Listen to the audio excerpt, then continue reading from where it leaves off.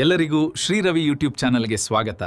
ದಯವಿಟ್ಟು ನಮ್ಮ ಚಾನಲ್ಗೆ ಸಬ್ಸ್ಕ್ರೈಬ್ ಆಗಿ ಹಾಗೆ ಬೆಲ್ ಐಕಾನ್ ಮೇಲೆ ಕ್ಲಿಕ್ ಮಾಡಿ. ಇವತ್ತು ರಾಷ್ಟ್ರೋತ್ಥಾನ ವಿದ್ಯಾಕೇಂದ್ರ ಕೆರೂರಿನಲ್ಲಿ ಈ ಒಂದು ವಿದ್ಯಾಸಂಸ್ಥೆಯಲ್ಲಿ ಕಾರ್ಯನಿರ್ವಹಿಸ್ತಾ ಇರುವಂಥ ಪ್ರಧಾನ ಆಚಾರ್ಯರು ಸೇರಿದಂತೆ ಎಲ್ಲ ಆಚಾರ್ಯ ಸಿಬ್ಬಂದಿಯವರಿಗೆ ಹಾಗೆ ಇಲ್ಲಿ ಕಾರ್ಯನಿರ್ವಹಿಸ್ತಾ ಇರುವಂಥ ಬೋಧಕೇತರ ಸಿಬ್ಬಂದಿಯವರಿಗೆ ಒಂದು ಅಪರೂಪದ ಕಾರ್ಯಕ್ರಮ ಗುರುಬೋಧನೆಯನ್ನು, ಅದು ವಿಶೇಷವಾಗಿ ಭಾರತೀಯ ಪರಂಪರೆಯಲ್ಲಿ ಗುರುವಿನ ಸ್ಥಾನ, ಗುರುವಿನ ಮಹಿಮೆ, ಈ ಎಲ್ಲ ವಿಚಾರಗಳನ್ನು ಇಟ್ಟುಕೊಂಡು ಭಾರತೀಯ ಗುರು ಪರಂಪರೆ ಅನ್ನುವಂಥ ವಿಚಾರದ ಮೇಲೆ ನನಗೆ ಒಂದಷ್ಟು ಮಾತನಾಡಬೇಕಂತ ಅವಕಾಶ ಕೊಟ್ಟಿದ್ದಾರೆ. ಬಹುಶಃ ಒಂದು ಆದಿಶಂಕರಾಚಾರ್ಯರು ಒಂದು ಕಡೆ ಹೇಳ್ತಾರೆ,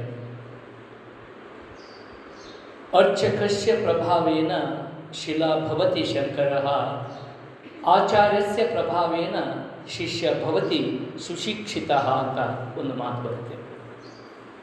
ಈ ಮಾತನ್ನು, ಈ ಶ್ಲೋಕವನ್ನು ನಾವು ಕೇಳಿದಾಗಲೇ ನಮಗೆ ಎಲ್ಲೋ ಒಂದು ಕಡೆ ಭಾರತೀಯ ಗುರು ಪರಂಪರೆಯ ಬಗ್ಗೆ ಇಷ್ಟು ಅಭಿಮಾನ ಮೂಡುತ್ತೆ. ಬಹುಶಃ ಇಡೀ ಜಗತ್ತಿನಲ್ಲಿ ಗುರುವಿನ ಸ್ಥಾನವನ್ನು, ಗುರುವಿನ ಮಹಿಮೆಯನ್ನು ಇಡೀ ಜಗತ್ತಿಗೆ ತೋರಿಸ್ಕೊಡ್ತಾ ಭಾರತೀಯ ಆಧ್ಯಾತ್ಮ, ಸಾಂಸ್ಕೃತಿಕ ಚಿಂತನೆ ಹಾಗೆ ನಮ್ಮ ಎಲ್ಲ ಪರಂಪರೆಯ ಹೃದಯ ಭಾಗದಂತಿರುವ ಎಲ್ಲರಿಗೂ ಜ್ಞಾನವನ್ನು ಕರುಣಿಸಿರುವಂಥ ಗುರು ಹೇಗೆ ಶ್ರೇಷ್ಠನಾಗ್ತಾನೆ ಅನ್ನುವಂಥದ್ದನ್ನು ಈ ಒಂದು ಶ್ಲೋಕ ನಮಗೆ ಕಟ್ಟಿಕೊಡುತ್ತೆ. ಬಹುಶಃ ಒಂದು ಸಾಮಾನ್ಯ ಕಲ್ಲಾಗಿರುವಂಥದ್ದನ್ನು ಒಬ್ಬ ಶಿಲ್ಪಿ ಅದನ್ನು ಸುಂದರವಾದಂಥ ಮೂರ್ತಿಯನ್ನು ಮಾಡಿ ಭಗವಂತನ ಸ್ವರೂಪವನ್ನು ಅದಕ್ಕೆ ಕೊಟ್ಟು ನಂತರದಲ್ಲಿ ಅದನ್ನು ಒಂದು ದೇವಸ್ಥಾನದಲ್ಲಿ ಪ್ರಾಣ ಪ್ರತಿಷ್ಠಾಪನೆ ಮಾಡಿ ಅರ್ಚಕರಿಂದ ಪೂಜೆಯನ್ನು ಗೈಯುವ ಮೂಲಕ ನಾವು ಆ ಕಲ್ಲಿನಲ್ಲಿ ಭಗವಂತನನ್ನು ಕಾಣುವಂಥ ಯಾವುದಾದರೂ ಸಂಸ್ಕೃತಿ ಇದ್ದರೆ ಅದು ನನ್ನ ಭಾರತದ ಸಂಸ್ಕೃತಿ ಅಂತ ಬಹಳ ಅಭಿಮಾನದಿಂದ ಹೇಳ್ಬೋದು. ಹೇಗೆ ಒಂದು ಕಲ್ಲನ್ನು, ಕಾಡು ಕಗ್ಗಲ್ಲನ್ನು ಸುಂದರವಾಗಿ ಮೂರ್ತಿಯನ್ನಾಗಿ ಮಾಡಿ ಆ ಮೂರ್ತಿಗೆ ನಾವು ಭಗವಂತನ ಸ್ವರೂಪ ಕೊಟ್ಟು ಅದನ್ನು ದಿನನಿತ್ಯ ಪೂಜೆ ಮಾಡುವುದರ ಮೂಲಕ ಅಲ್ಲಿ ಭಗವಂತನನ್ನು ಕಾಣುವ ರೀತಿಯಲ್ಲಿ ಅಲ್ಲಿರುವಂಥ ಅರ್ಚಕ ಹೇಗೆ ಪ್ರಭಾವ ಬೀರ್ತಾನೋ ಹಾಗೆಯೇ ಒಂದು ಮಣ್ಣಿನ ಮುದ್ದೆಯಂತಿರುವ ಮಕ್ಕಳಿಗೆ ಒಂದು ಜ್ಞಾನ ಮತ್ತು ಸಂಸ್ಕಾರವನ್ನು ನೀಡುವುದರ ಮೂಲಕ ಆಚಾರ್ಯಸ್ಯ ಪ್ರಭಾವೇನ ಶಿಷ್ಯ ಭವತಿ ಸುಶಿಕ್ಷಿತ ಅನ್ನುವಂಗೆ ಆಚಾರ್ಯ, ಗುರು ಅಂತ ನಾವು ಏನು ಕರಿತಾ ಇದ್ದೀವಿ, ಅವರ ಒಂದು ಪ್ರಭಾವದಿಂದ ಇಡೀ ಆ ಒಂದು ಮಗು ಒಂದು ದೈವತ್ವವನ್ನು, ಜ್ಞಾನವನ್ನು ಪಡೆದುಕೊಂಡು ಈ ಸಮಾಜದಲ್ಲಿ ಸುಸ್ಥಿರ ಸುಭದ್ರ ಜೀವನವನ್ನು ಕಟ್ಟಿಕೊಳ್ಳಲಿಕ್ಕೆ ಅದು ಅವಕಾಶ ಕೊಡುವಂಥದ್ದು ಯಾರಾದರೂ ಇದ್ದರೆ ಅದು ಆಚಾರ್ಯರು ಅಂತ ಹೇಳ್ಬೋದು. ಬಹುಶಃ ಗುರು ಅಂದರೆ ಗು ರು, ಈ ಎರಡು ಅಕ್ಷರಗಳಲ್ಲಿ ಅದೆಂತಹ ಶಕ್ತಿ ಇದೆ. ಗುರು ಅನ್ನುವಂಥದ್ದು ಬರೀ ಒಂದು ವ್ಯಕ್ತಿ ಅಲ್ಲ, ಅದೊಂದು ಶಕ್ತಿಯಾಗಿ. ಗು ಅಂದರೆ ಅಂಧಕಾರ, ರು ಅಂದರೆ ದೂರ ಮಾಡುವಂಥದ್ದು. ನಮ್ಮಲ್ಲಿನ ಅಂಧಕಾರವನ್ನು ದೂರ ಮಾಡಿ ಜ್ಞಾನವನ್ನು ನೀಡುವಂಥ ಬಹಳ ಒಂದು ದೊಡ್ಡದಾದಂಥ ಕಾರ್ಯ ಮಾಡುವಂಥವರು ಯಾರಾದರೂ ಆಗಿದ್ದರೆ ಅದು ಗುರು ಅಂತ ಹೇಳ್ಬೋದು. ಗುರುವನ್ನು ನಾವು ದೊಡ್ಡದು, ವಿಶಾಲ, ಬೃಹತ್ ಅನ್ನುವಂಥ ಅರ್ಥದಲ್ಲಿಯೂ ಕೂಡ ನಾವು ಕಾಣ್ತಾ ಇದ್ದೀವಿ. ಜೊತೆಗೆ ಬಹಳ ಇದಕ್ಕೆ ಗುರು ಅನ್ನುವಂಥ ಪದ ಕೇವಲ ಇದು ಜ್ಞಾನವನ್ನು ಕಟ್ಟಿಕೊಡುವಂಥ ಒಬ್ಬ ವ್ಯಕ್ತಿ ಅಲ್ಲ, ಇದೊಂದು ಶಕ್ತಿ ಅಂತ ಹೇಳಿದಾಗ ಭಾರತೀಯ ಪರಂಪರೆಯಲ್ಲಿ ಗುರು ಶಿಷ್ಯ ಪರಂಪರೆಯೂ ಕೂಡ ಬಹಳಷ್ಟು ಇಲ್ಲಿ ಗಾಢವಾಗಿ ಸಂಬಂಧ ಬೇರೂರಿದೆ. ಜೀವನದ ಸಾರ್ಥಕತೆ ಆಗಬೇಕಾದರೆ ನಮಗೆ ಗುರುವಿನ ದರ್ಶನ ಬೇಕು, ಗುರುವಿನ ಕರುಣೆ ಬೇಕು, ಗುರುವಿನ ಮಾರ್ಗದರ್ಶನ ಬೇಕು. ಗುರು ಇಲ್ಲದೆ ಹೋದರೆ ಯಾರ ಬದುಕೂ ಕೂಡ ಪರಿಪೂರ್ಣ ಆಗಲಿಕ್ಕೆ ಸಾಧ್ಯ ಇಲ್ಲ. ಯಾಕೆಂದರೆ ನಾವೆಲ್ಲ ಹುಟ್ಟಿದಾಗ ಯಾವ ರೀತಿ ಇರ್ತೀವಪ್ಪ ಅಂದರೆ, ಕುವೆಂಪು ಅವರು ಒಂದು ಕಡೆ ಹೇಳ್ತಾರೆ, ಹುಟ್ಟಿದ ಪ್ರತಿಯೊಂದು ಮಗುನೂ ಕೂಡ ವಿಶ್ವ ಮಾನವನಾಗಿರ್ತಾನೆ, ಆದರೆ ಬೆಳೀತಾ ಬೆಳೀತಾ ಅಲ್ಪ ಮಾನವನಾಗ್ತಾನೆ. ಈ ಅಲ್ಪ ಮಾನವನನ್ನು ಮತ್ತೆ ವಿಶ್ವ ಮಾನವನನ್ನಾಗಿ ರೂಪಿಸುವಂಥ ಬಹುದೊಡ್ಡ ಕೆಲಸ ಶಿಕ್ಷಣದ ವ್ಯವಸ್ಥೆಯಲ್ಲಿ. ಆದರೆ ಈ ಶಿಕ್ಷಣ ವ್ಯವಸ್ಥೆಯಲ್ಲಿ ಇಂಥ ಒಂದು ಸಂಸ್ಕಾರವನ್ನು, ಜ್ಞಾನವನ್ನು ಕಟ್ಟಿಕೊಡೋದ್ರ ಮೂಲಕ ಮತ್ತೆ ಮಗುವನ್ನು ವಿಶ್ವ ಮಾನವನನ್ನಾಗಿ ರೂಪಿಸುವಂಥ ಕರ್ತೃತ್ವ ಶಕ್ತಿ ಯಾರಿಗಿದೆ ಅಂದರೆ ಅದು ಕೇವಲ ಗುರುವಿಗೆ ಮಾತ್ರ ಇದೆ. ಅದು ಕೇವಲ ಗುರುವಿಗೆ ಮಾತ್ರ ಇದೆ. ಗುರುವಿನ ದರ್ಶನವಾದಾಗಲೇ, ಗುರುವಿನ ಜ್ಞಾನ ನಮಗೆ ಆದಾಗಲೇ ನಾವು ಪರಿಪೂರ್ಣ ಆಗಲಿಕ್ಕೆ ಸಾಧ್ಯ ಇದೆ. ಇವತ್ತು ಗುರುವಿನ ಪದತಲದಲ್ಲಿ ಕುಳಿತು ವಿದ್ಯಾರ್ಥಿಗಳಾದಂಥವರು ಜ್ಞಾನವನ್ನು ಅರ್ಚನೆ ಮಾಡಬೇಕು, ಜ್ಞಾನದ ಯಾಚಕರಾಗಬೇಕು, ವಿದ್ಯೆಯ ಯಾಚಕರಾಗಬೇಕು. ಆದರೆ ಇವತ್ತು ಶಿಕ್ಷಣದಲ್ಲಿ ಶಿಕ್ಷಣ ಏಕೆ ಅನ್ನುವಂಥ ಒಂದು ಪ್ರಶ್ನೆ ಮಾಡಿದರೆ, ಶಿಕ್ಷಣ ಅನ್ನುವಂಥದ್ದು ನನ್ನ ಬದುಕಿಗಾಗಿ, ಶಿಕ್ಷಣ ಅನ್ನುವಂಥದ್ದು ನೌಕರಿಗಾಗಿ, ಶಿಕ್ಷಣ ಅನ್ನುವಂಥದ್ದು ಧನದ ಸಂಪಾದನೆಗಾಗಿ ಅನ್ನುವಂಥ ಅರ್ಥದಲ್ಲಿ ತಗೊಂಡಿದ್ದಾರೆ. ಆದರೆ ಭಾರತೀಯ ಪರಂಪರೆಯಲ್ಲಿ ಗುರು ಪರಂಪರೆ ಅನ್ನುವಂಥದ್ದು ಏನಿದೆಯಲ್ಲ, ಗುರುವಿನ ಮೂಲಕ ಬಂದಂಥ ಆ ಜ್ಞಾನ ನಮ್ಮನಿಗೆ ಸನ್ಮಾರ್ಗದಲ್ಲಿ ಹೋಗಿ ಈ ಜೀವನವನ್ನು ಸಾರ್ಥಕಪಡಿಸಿಕೊಳ್ಳುವಂಥದ್ದು. ಹಾಗಾಗಿ ಭಾರತೀಯ ಪರಂಪರೆಯಲ್ಲಿ ಗುರುವಿಗೆ ದೈವತ್ವದ ಸ್ಥಾನವನ್ನು ಕೊಟ್ಟಿದ್ದಾರೆ. ದೇವರ ಸ್ಥಾನವನ್ನು ಯಾರಿಗಾದರೂ ಕೊಟ್ಟಿದ್ರೆ ಅದು ಆಚಾರ್ಯರಿಗೆ ಮಾತ್ರ. ಯಾಕೆ ದೈವತ್ವದ ಸ್ಥಾನವನ್ನು ಕೊಟ್ಟಿದ್ದಾರೆ? ಆಗಲೇ ನಾನು ಹೇಳಿದೆ, ಗುರು ಬ್ರಹ್ಮ, ಗುರು ವಿಷ್ಣು, ಗುರುದೇವೋ ಮಹೇಶ್ವರ ಅನ್ನುವಂಥ ಈ ಶ್ಲೋಕದ ಮೂಲಕನೇ ಆಚಾರ್ಯರು, ಶಂಕರಾಚಾರ್ಯರು ನಮ್ಮೆಲ್ಲರಿಗೂ ಗುರುವಿನ ಮಹಿಮೆಯನ್ನು, ಗುರುವನ್ನು ಸಾಕ್ಷಾತ್ ದೇವರಿಗೆ ಹೋಲಿಸಿದ್ದಾರೆ. ಭಕ್ತಿ ಚಳುವಳಿ ಅಂತ ಬಂದಾಗ ನಮ್ಮ ಕಬೀರದಾಸರು ಕೂಡ ಗುರುವಿನ ಬಗ್ಗೆ ಇಷ್ಟು ಅದ್ಭುತವಾಗಿ ಹೇಳ್ತಾರಲ್ಲ. ಯಾರೋ ಒಬ್ಬರು ಕೇಳಿದಂತೆ ಕಬೀರದಾಸರಿಗೆ, ಕಬೀರದಾಸರೇ, ನಿಮಗೆ ಗುರು ಮತ್ತು ದೇವರು ಇಬ್ಬರು ಏಕಕಾಲದಲ್ಲಿ ಪ್ರತ್ಯಕ್ಷರಾದರೆ ನೀವು ಮೊದಲು ಯಾರಿಗೆ ನಮಸ್ಕಾರ ಮಾಡ್ತೀರಿ, ಯಾರಿಗೆ ನಮಸ್ಕಾರ ಮಾಡ್ತೀರಿ ಅಂತ ಕೇಳಿದಾಗ ಕಬೀರದಾಸರು ತಮ್ಮ ಒಂದು ಅದ್ಭುತವಾದಂಥ ದೋಹೆಯಲ್ಲಿ ಕಟ್ಕೊಡ್ತಾರೆ. ಗುರು ಗೋವಿಂದ ದೋವು ಕಡೆ, ಗುರು ಗೋವಿಂದ ದೋವು ಕಡೆ ಕಾಕೇಲ ಗೌಪಾಯ, ಬಿಲಿಹಾರಿ ಗುರು ಆಪನೆ ಗೋವಿಂದ ದಿಯೋಬತಾಯ, ಗೋವಿಂದ ದಿಯೋಬತಾಯ ಅಂತ ಹೇಳ್ತಾರೆ. ನನಗೆ ಗುರು ಮತ್ತು ದೇವರು ಇಬ್ಬರು ಏಕಕಾಲದಲ್ಲಿ ಪ್ರತ್ಯಕ್ಷ ಆದರೆ ನಾನು ಮೊದಲು ಯಾರಿಗೆ ನಮಸ್ಕಾರ ಮಾಡ್ತೇನೆ ಅಂದರೆ ಗುರುವಿಗೆ ನಮಸ್ಕಾರ ಮಾಡ್ತೀನಿ. ಯಾಕೆ ನೀವು ಗುರುವಿಗೆ ಮೊದಲು ನಮಸ್ಕಾರ ಮಾಡ್ತೀರ ಅಂದರೆ ಗುರುವಿನ ಮೂಲಕ ನನಗೆ ದೇವರ ದರ್ಶನವಾಗುತ್ತೆ. ಗುರು ಇಲ್ಲದೇ ದೇವರ ದರ್ಶನವಾಗಲಿಕ್ಕೆ ಸಾಧ್ಯ ಇಲ್ಲ, ದೈವವತ್ವವನ್ನು ಕಾಣಲಿಕ್ಕೆ ಸಾಧ್ಯ ಇಲ್ಲ. ಹಾಗಾಗಿ ನಾನು ಮೊದಲು ಗುರುವಿಗೆ ನಮಸ್ಕಾರ ಮಾಡ್ತೀನಿ, ನಂತರ ದೇವರಿಗೆ ನಮಸ್ಕಾರ ಮಾಡ್ತೀನಿ. ಕಾರಣ ಗುರುವಿನ ಮೂಲಕ ದೇವರನ್ನು ಕಂಡವನು. ಬಹುಶಃ ರಾಮಕೃಷ್ಣ ಪರಮಹಂಸರು ವಿವೇಕಾನಂದರನ್ನ, ಅವರಿಬ್ಬರ ಗುರು ಶಿಷ್ಯ ಸಂಬಂಧವನ್ನು ನೋಡಿದಾಗ ವಿವೇಕಾನಂದರು ನಿಜವಾದ ಗುರುವನ್ನು ಎಲ್ಲಿ ಕಂಡರು? ಅವರಿಗೆ ಗುರು ಕಂಡಿದ್ದು ರಾಮಕೃಷ್ಣ ಪರಮಹಂಸರ ಮೂಲಕ ದೇವರು ಕಂಡಿದ್ದು. ದೇವರನ್ನು ಕಾಣಬೇಕನ್ನುವಂಥ ಹಂಬಲದಲ್ಲಿ ಅವರಿದ್ದಾಗ ಅವರಿಗೆ ರಾಮಕೃಷ್ಣ ಪರಮಹಂಸರು ಮಾರ್ಗವನ್ನು ತೋರಿ ದೇವರನ್ನು ಕಂಡರು. ಅದಕ್ಕೆ ಮಾನವೀಯತೆಯ ವಿಕಾಸವೇ ಶಿಕ್ಷಣ ಅನ್ನುವಂಥದ್ದನ್ನು ಕೂಡ ವಿವೇಕಾನಂದರು ಹೇಳ್ತಾರೆ. ಇವತ್ತು ಕೇವಲ ಶಿಕ್ಷಣ ಅನ್ನುವಂಥದ್ದು ಒಂದಷ್ಟು ಪರೀಕ್ಷೆಯನ್ನು ಎದುರಿಸಿ ಒಂದು ನೌಕರಿ ತಗೊಳ್ಳೋದು, ಇನ್ಯಾವುದೋ ಸಂಪತ್ತನ್ನು ಗಳಿಸಲಿಕ್ಕೆ ಅಲ್ಲ. ಮಾನವೀಯ ಮೌಲ್ಯಗಳು ನಮ್ಮಲ್ಲಿ ಮೈಗೂಡಬೇಕು ಅನ್ನುವಂಥ ದೃಷ್ಟಿಯಲ್ಲಿ ಇವತ್ತು ನಾವು ಗುರುವಿನ ಮೂಲಕ ಶಿಕ್ಷಣವನ್ನು ಪಡೆದುಕೊಳ್ಳುವಂಥ ಅಗತ್ಯತೆ ಐತಿ. ಆ ಹಿನ್ನೆಲೆಯಲ್ಲಿ ಗುರು ಅನ್ನುವಂಥ ಬಹಳ ದೊಡ್ಡದಾದಂಥ ಶಕ್ತಿ ಅಂತ ನಾವು ಹೇಳ್ಬೋದು. ಇನ್ನೊಂದು ವಿಷ್ಣು ಪುರಾಣದಲ್ಲಿ ಒಂದು ಮಾತು ಬರುತ್ತೆ, ತತ್ಕರ್ಮ ಎನ್ನ ಬಂಧಾಯ ಸಾ ವಿದ್ಯಾಯ ವಿಮುಕ್ತಯೇ ಅಂತ.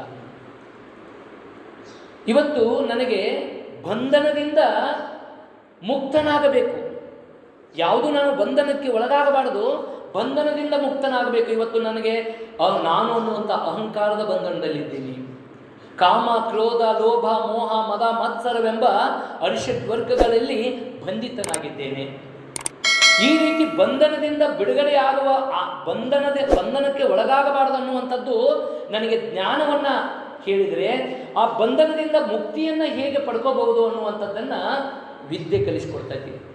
ಹೀಗೆ ಈ ಜ್ಞಾನ ಮತ್ತು ವಿದ್ಯೆಯನ್ನು ಕಲಿಸಿಕೊಡುವಂಥವನು ಯಾರಪ್ಪ ಅಂತಂದರೆ ಗುರು ಅನ್ನುವಂಥವನು.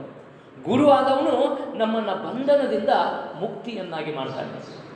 ಈ ಭವಬಂಧನಕ್ಕೆ ಮುಕ್ತಿಯನ್ನು ನೀಡುವಂಥದ್ದು. ಮುಕ್ತಿ ಅಂದರೆ ವಿಮೋಚನೆ, ಬಿಡುಗಡೆ.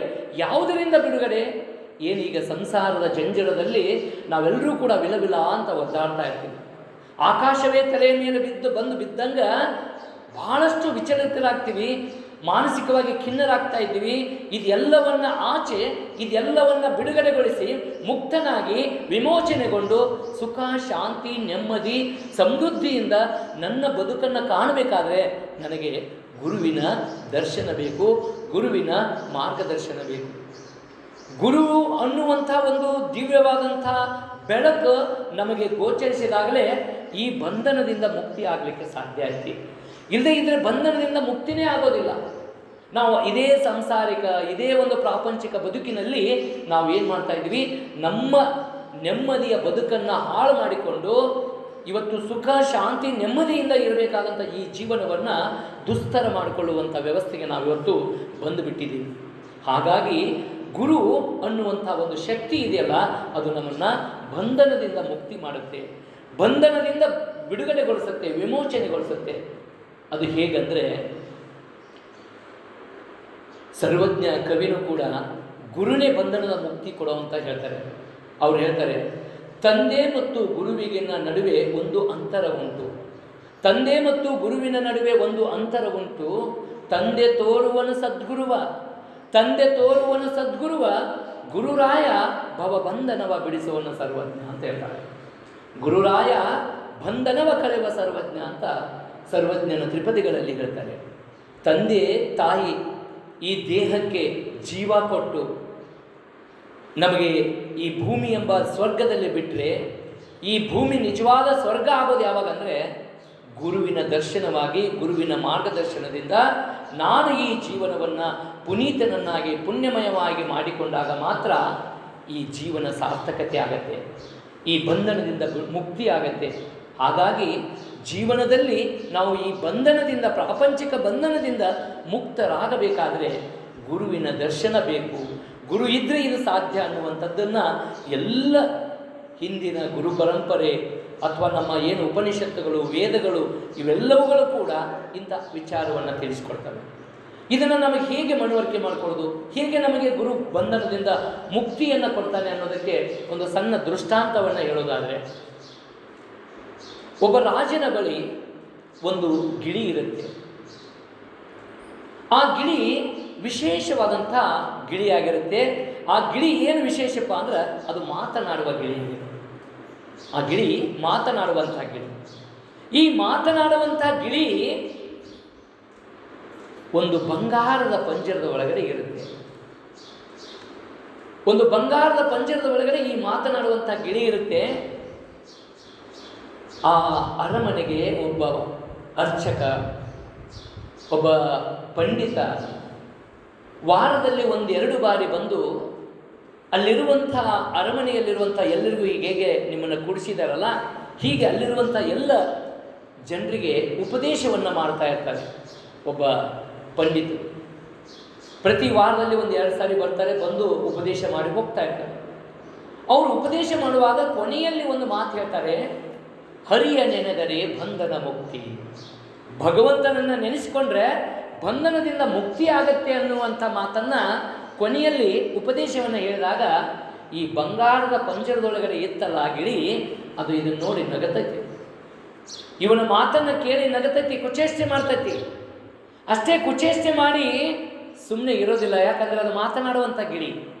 ಅದು ಏನು ಹೇಳುತ್ತಪ್ಪ ಅಂದ್ರೆ, ಈತ ಸುಳ್ಳು ಹೇಳ್ತಾ ಇದ್ದಾನೆ, ಈತ ಸುಳ್ಳು ಹೇಳ್ತಾ ಇದ್ದಾನೆ ಅಂತ ತನ್ನ ಮಾತುಗಳಲ್ಲಿ ಹೇಳಿಬಿಡ್ತದೆ.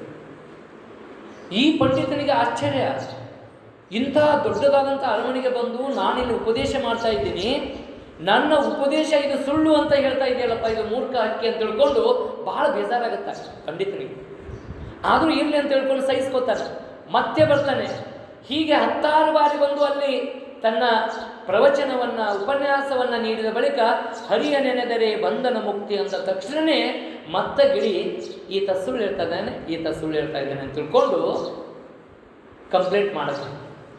ಆವಾಗ ಪಂಡಿತನಿಗೆ ಆಶ್ಚರ್ಯ ಆಗುತ್ತೆ, ಯಾಕಿದೆ ಹಿಂಗೆ ಹೇಳಕತ್ತೈತಿ, ನಮ್ಮ ಗುರು ಈ ವಿಚಾರ ತಿಳಿಸಿದ್ರ ಅಂತ ತಿಳ್ಕೊಂಡು ಆ ಪಂಡಿತ ತಮ್ಮ ಗುರುಗಳಿಗೆ ಈ ರೀತಿ ನಾನು ಅರಮನೆಗೆ ಹೋಗಿ ಪ್ರತಿ ವಾರದಲ್ಲಿ 1-2 ಬಾರಿ ಹೋಗಿ ಉಪನ್ಯಾಸ ಮಾಡಿದಾಗ, ಪ್ರವಚನ ಮಾಡಿದನಾಗ ನಾನು ಒಂದು ಕೊನೆಯಲ್ಲಿ ಹರಿಯ ನೆನೆದರೆ ಬಂಧನ ಮುಕ್ತಿ ಅನ್ನುವಂಥ ಮಾತು ಹೇಳಿದ ತಕ್ಷಣವೇ ಇವ ಸುಳ್ಳು ಹೇಳ್ತಾ ಇದ್ದಾನೆ, ಇವ ಸುಳ್ಳು ಹೇಳ್ತಾ ಇದ್ದಾನೆ ಅಂತ ತಿಳ್ಕೊಂಡು ಒಂದು ಗಿಳಿ ಮಾತಾಡಕತ್ತೈತಿ, ನೀವು ಬಂದು ವಿಚಾರಿಸ್ರಿ ಅಂದಾಗ ಆ ಗುರುವರ್ಯ ಈ ಪಂಡಿತರೊಡನೆ ಜೊತೆಯಲ್ಲೇ ಬರ್ತಾರೆ. ಜೊತೆಯಲ್ಲೇ ಬಂದು ಹೀಗೆ ಸಭೆ ನಡೆದಿರ್ತೈತಿ. ಸಭೆಯಲ್ಲಿ ಉಪನ್ಯಾಸ ಪ್ರಾರಂಭ ಆಗುತ್ತಾ, ಪಂಡಿತರು ಉಪನ್ಯಾಸ ಮುಗಿದ ತಕ್ಷಣವೇ ಮತ್ತೆ ಒಂದು ಪದ ಉಚ್ಚಾರ ಮಾಡ್ತಾರೆ, ಒಂದು ವಾಕ್ಯ, ಹರಿಯ ನೆನೆದರೆ ಬಂಧನ ಮುಕ್ತಿ, ಹರಿಯ ನೆನೆದರೆ ಬಂಧನ ಮುಕ್ತಿ.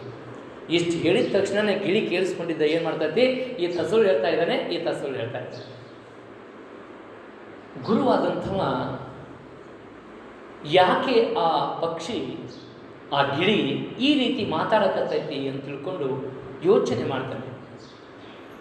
ಯೋಚನೆ ಮಾಡಿ ಏನೋ ಆ ಗಿಳಿ ಈ ರೀತಿ ಮಾತಾಡಲಿಕ್ಕೆ ಏನೋ ಬಲವಾದ ಕಾರಣ ಇದೆ ಅನ್ನುವಂಥ ವಿಚಾರವನ್ನು ತಿಳ್ಕೊಂಡು ಆ ಗಿಳಿಯ ಹತ್ರ ಹೋಗಿ ಮಾತಾಡಿಸ್ತಾನೆ ಅಂತಃಕರಣದಿಂದ. ನೋಡ್ಬೋದು, ಗುರುವಿಗೆ ಅಂತಃಕರಣ ಇರುತ್ತೆ. ಈಗ ನಮ್ಮ ಕೈಯಲ್ಲಿ ಬರುವಂಥ ವಿದ್ಯಾರ್ಥಿಗಳು ಮಾನಸಿಕವಾಗಿ ಹೇಗಿದ್ದಾರೆ ಅನ್ನುವಂಥದ್ದನ್ನು ಅರಿತು ಅವರ ಮನಸ್ಸಿನ ಅಧ್ಯಯನ ಮಾಡಿಕೊಂಡು ಯಾರಾದರೂ ಗುರು ಆದಂಥವನು ಕರೆಕ್ಟಾಗಿ ನಾವು ಮಾರ್ಗದರ್ಶನ ಮಾಡಬೇಕಾಗತ್ತೆ. ಅವರ ತಿಳುವಳಿಕೆ, ಅವರ ಜ್ಞಾನ ಯಾವ ಸ್ತರದಲ್ಲಿ ಐತಿ ಅನ್ನುವಂಥದ್ದನ್ನು ಗುರುತಿಸಿಕೊಂಡು ನಾವೇನು ಮಾಡಬೇಕಾಗತ್ತೆ, ಅವರನ್ನು ಮನಸ್ಸಿನಲ್ಲಿ ಏನೈತಿ ವಿಚಾರ ಮಾಡಿ, ಮಾನಸಿಕ ಚಿಕಿತ್ಸಕರು ನಾವು ಗುರು ಅಂದರೆ. ಆಗ ಈ ಗುರುಗಳು ಆ ಗಿಳಿ ಹಿಂಗೆ ಯಾಕೆ ಮಾತಾಡ್ತೈತೆ ಅಂತ ತಿಳ್ಕೊಂಡು ವಿಚಾರ ಮಾಡ್ತಾರೆ. ವಿಚಾರ ಮಾಡಿದಾಗ ಗಿಳಿ ತನ್ನ ಹಿಂದಿನ ಒಂದಷ್ಟು ವೃತ್ತಾಂತವನ್ನು ಹೇಳ್ತಾ ಹೋಗುತ್ತೆ. ಹಾಗೆ ಗಿಳಿ, ಗುರುವರ್ಯ, ನೀವೇ ಮೊದಲು ನನಗೀಗ ನೀ ಯಾಕೆ ಹಿಂಗೆ ಮಾತಾಡಕತ್ತಿ ಅಂತೇಳಿ ಪ್ರಶ್ನೆ ಮಾಡಿದವರು ನೀವೇ. ನಿಮ್ಮ ಜೊತೆಗೆ ನಾನು ನನಗೆ ಬಂದಿರುವಂಥ ಅವಸ್ಥೆಯನ್ನು ನಿಮ್ಮ ಜೊತೆ ಹಂಚಿಕೊಳ್ತೀನಿ ಅಂತ ತಿಳ್ಕೊಂಡು ಆ ಗಿಳಿ ಮುಕ್ತವಾಗಿ ಗುರುಗಳ ಜೊತೆ ಮಾತಾಡುತ್ತೆ. ಗುರುವರ್ಯ, ನಾನೊಂದು ಆಶ್ರಮದಲ್ಲಿದ್ದೆ. ಆಶ್ರಮದಲ್ಲಿ ಪ್ರತಿದಿನ ಮಂತ್ರ ಪಠಣಗಳು ನಡೀತಾ ಇತ್ತು, ಪೂಜೆ ಪುನಸ್ಕಾರಗಳು ನಡೀತಿತ್ತು, ಒಳ್ಳೆಯ ರೀತಿಯ ಸತ್ಸಂಗ ನಡೀತಾ ಇತ್ತು. ಅದನ್ನೆಲ್ಲ ಕೇಳಿಸ್ಕೊಂಡೆ ನನ್ನಲ್ಲೇ ಒಂದು ವಿಚಾರ ಬಂತು, ನಾನು ಯಾಕೆ ಇವರ ರೀತಿ ಮಂತ್ರಗಳನ್ನು ಪಠಣ ಮಾಡಬಾರ್ದು, ಉಚ್ಚರಿಸಬಾರ್ದು ಅಂತ ತಿಳ್ಕೊಂಡು ಪ್ರಯತ್ನ ಪಟ್ಟೆ. ದಿನ ಸ್ವಲ್ಪ ನಾನು ಮಂತ್ರಗಳ ಉಚ್ಚಾರ ಮಾಡ್ತಾ ಬಂದೆ. ಯಾವಾಗ ನಾನು ಮಂತ್ರಗಳನ್ನು ಪಠನೆ ಮಾಡ್ತೀನಿ ಅನ್ನುವಂಥದ್ದು ಇಲ್ಲಿರುವಂಥ ಆಶ್ರಮದಲ್ಲಿ ಇರುವಂಥವ್ರಿಗೆ ಗೊತ್ತಾದ ತಕ್ಷಣ ನಾನು ಸ್ವತಂತ್ರವಾಗಿ ಹಾರಾಡ್ತಾ ಇದ್ದೆ.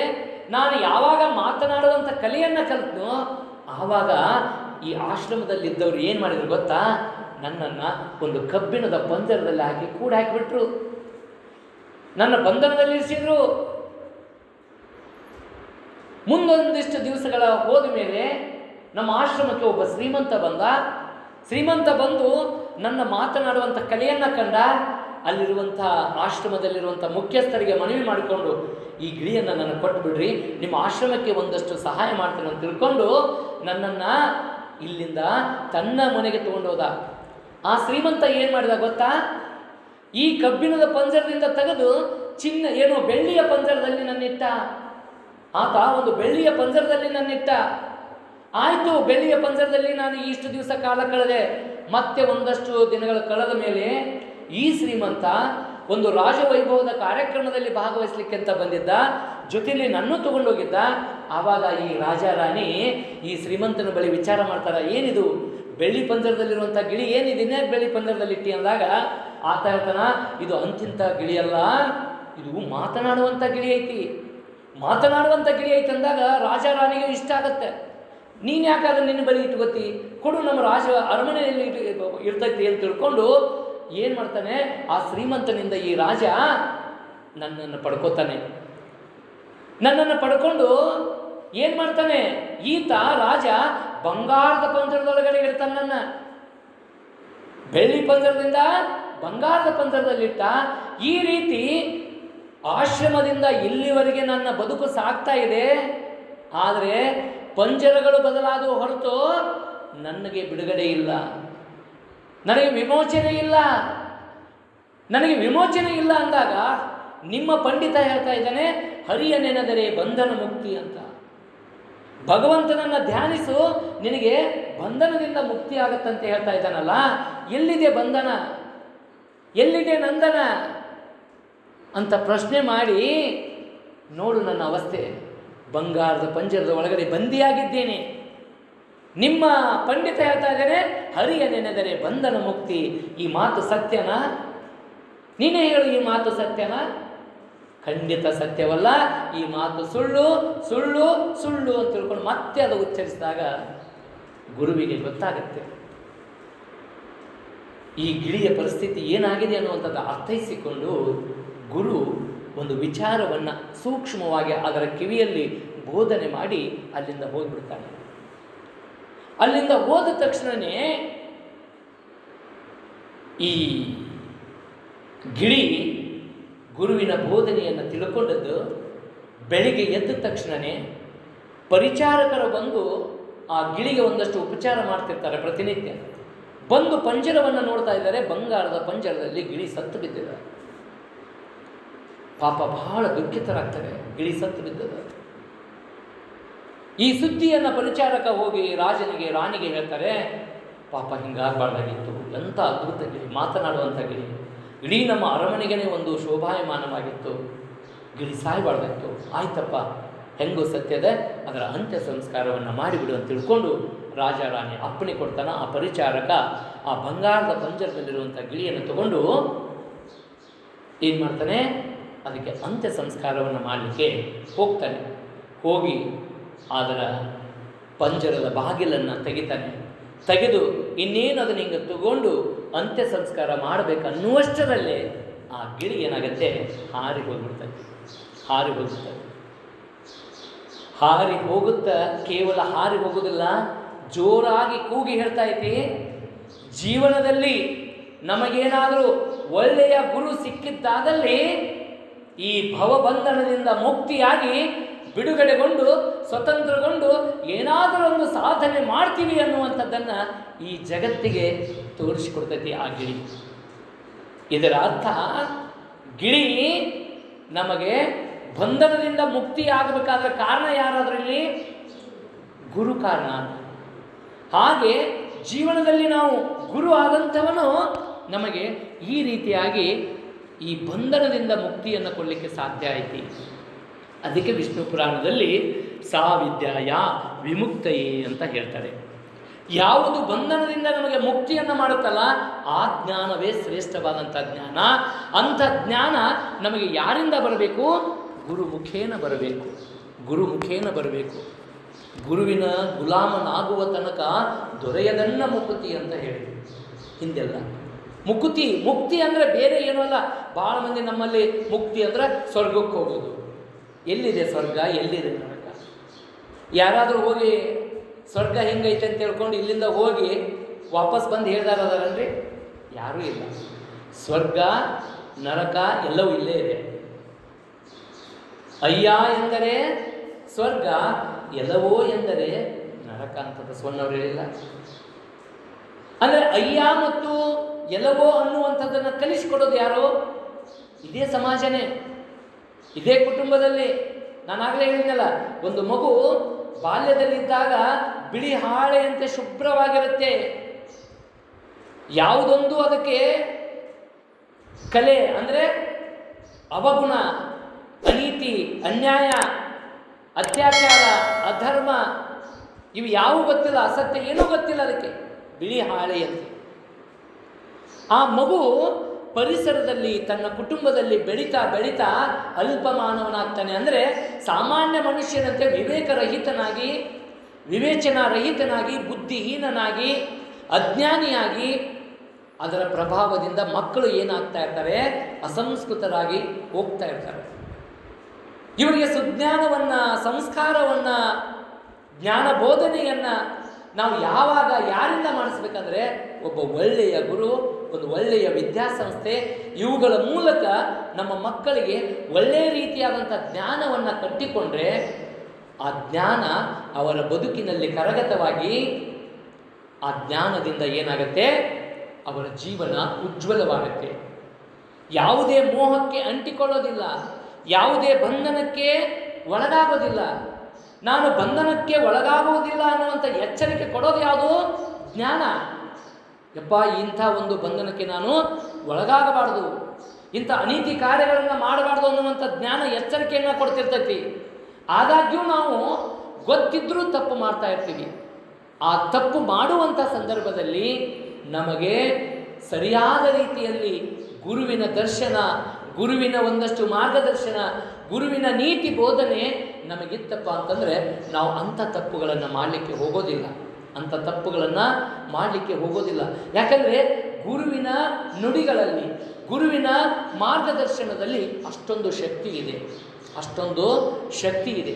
ಹಾಗಾಗಿ ಅದಕ್ಕೆ ಹೇಳ್ತಾರೆ ಜೇಡರ ದಾಸಿಮಯ್ಯನವರ ಒಂದು ವಚನದಲ್ಲಿ, ಈ ದೇಹ ಅನ್ನುವಂಥದ್ದು ಒಂದು ಬಂಡಿ ಇದ್ದಂಗೆ, ಈ ದೇಹ ಅನ್ನುವಂಥದ್ದೇ ಒಂದು ಬಂಡಿ ಇದ್ದಂಗೆ.